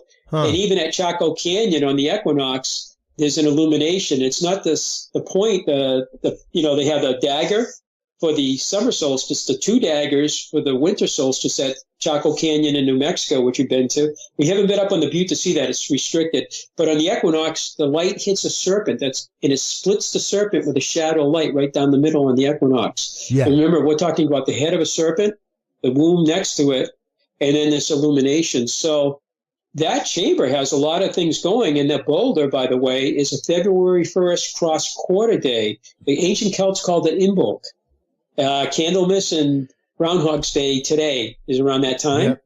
It's a mid-season. The first hump in that body behind it is November 1st. It's called Samhain by the ancient Celts. It's the All Saints' Day today, the day after Halloween. And that hump actually is where the sun will rise on that. So there's a lot of stuff going on with that watch house, including 2 bones that were looked at the Smithsonian in 1968, and they were identified as bison by 2 physical anthropologists in 1968. Now, what the heck's a bison bone doing in that chamber? I have. Now, the quartzite light and shadow, as we were talking, an image popped into my head. And the concept of as above, so below popped into my head, which is very much an initiation phrase, things like that. The whole concept of what is in the heavens is reflected here on earth, things like that. Well, that's so funny, Chris. That's the name of my PowerPoint presentation, although I'm going to update it now. But I put that on 2019. I started using that PowerPoint, and that was the kind of the theme, as above, so below. The Egyptian letter D there. If you look at the hieroglyph for the letter D in the Egyptian alphabet, the outstretched hand looks strikingly familiar to the hand that you have here at the bottom of the screen in the image inside of there. And then once again, the outstretched palm of the shadow on top of it. So the lit area, the shadow area, both of them being a hand, both of them representing the yin, the yang. The yin and yang, It just... as you were talking, and it never even dawned on me, the hand up above it in shadow as well, and the whole concept of those two being tied together. But when I saw the hand on the bottom, that's when I was like, that looks like the letter D in hieroglyphics. That is wild. That is pretty cool. Yeah, like it looks really cool. Smack like the letter D. So. Just there's a cave. There's a cave out in Oklahoma called the Anubis Cave, and Gloria Filey and Nira and other people working on that. But actually, part of the illumination, there's 5 caves, and one of them there's a dangling sun, and they say there's a lot of Egyptian Anubis and all of that, a lot of that in there. And there's a sun, but there's also on the side of it like a dangling half sun. And during the course of that illumination, it looks like a hand with a big thumb stuck out, and that's in a shadow, kind of a shadow thumb with the light around the thumb, just a reverse of. But anyway, it goes into actually goes into the dangling sun, and momentarily it fits perfectly in there during, I believe it was the equinox. It's the equinox too, sunrise. I'm like, oh, that's the equinox. In Colorado, there's two caves, the Pathfinder and the Crack Cave. And then we talked about the Chaco and also the Mojave North Cave in California, which I haven't been to. But those are all equinox illuminations. In the same morning we're having ours, you could actually hop on a plane, or maybe we should do a Facebook from those places. They have those going on the same time, or a little bit later in the day, obviously a different time zone.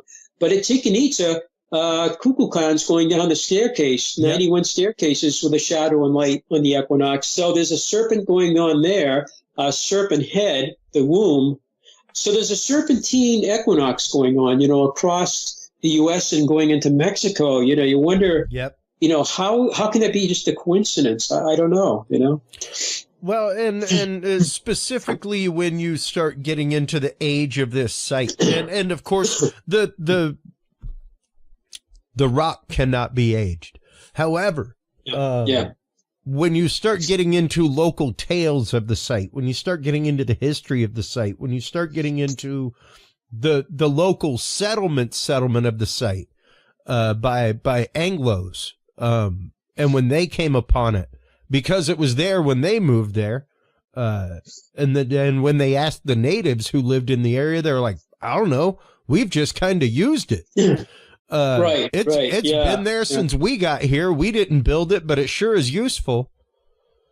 Exactly. There is a site that is in Connecticut. Another one, I mentioned there's many of them, but the Gunjiwamp site, which is near the Navy base in Groton.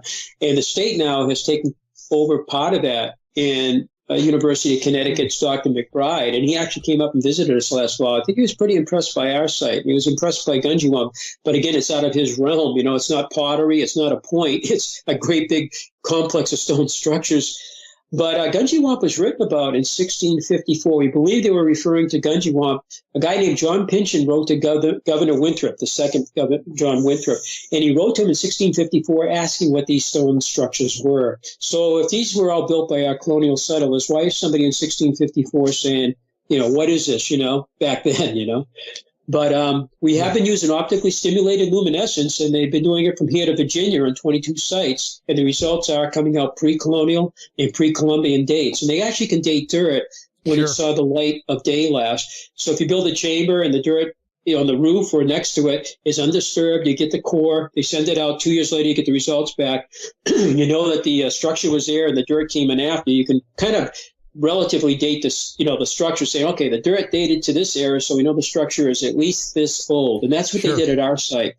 One of the four places they took the dirt samples from, actually 2 stone and 2 dirt.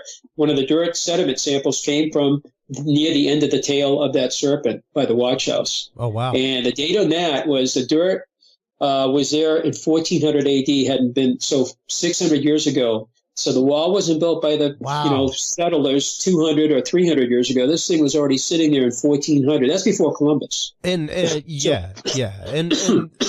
there are definitely more than one location in the Northeast that is pre-Columbian of exploration. Everything from Viking to possible Knights Templar, all kinds of things. So, Right. All of that. So fascinating too. Yeah. And Templar would be interesting in your area, especially knowing its proximity to Oak Island, all that kind of stuff. There are quite a few sites right there in New England that kind of bear the mark.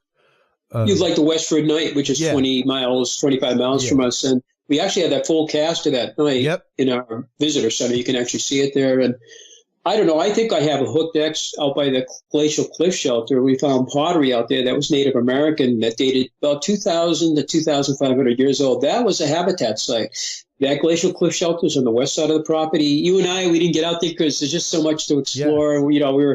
But if you come back again, I'd love to take you out there. So in 1959, I would love to come back for days and days and days, Dennis. You can come back. I don't think I could spend enough time. Come up. We're open all the time, and we'd love to have you. I've been talking about you coming up this summer and everything. And if you tent, I have a perfect place for a tent. If you don't tent, you come up every day. We're open up. I'll open up special hours for you. Maybe we could try that experiment with the table too. Maybe we can use like an app on the phone and try to calculate. Well, that'd be kind of fun. Absolutely, yeah. Absolutely. Yeah. That would be epic because once again, the search for alignments and reasons for the more alignments you can find, the closer you come to finding the reason for the alignments. Exactly. Because once again, like you said, things have changed. Heck, things have changed just in our lifetime, Dennis.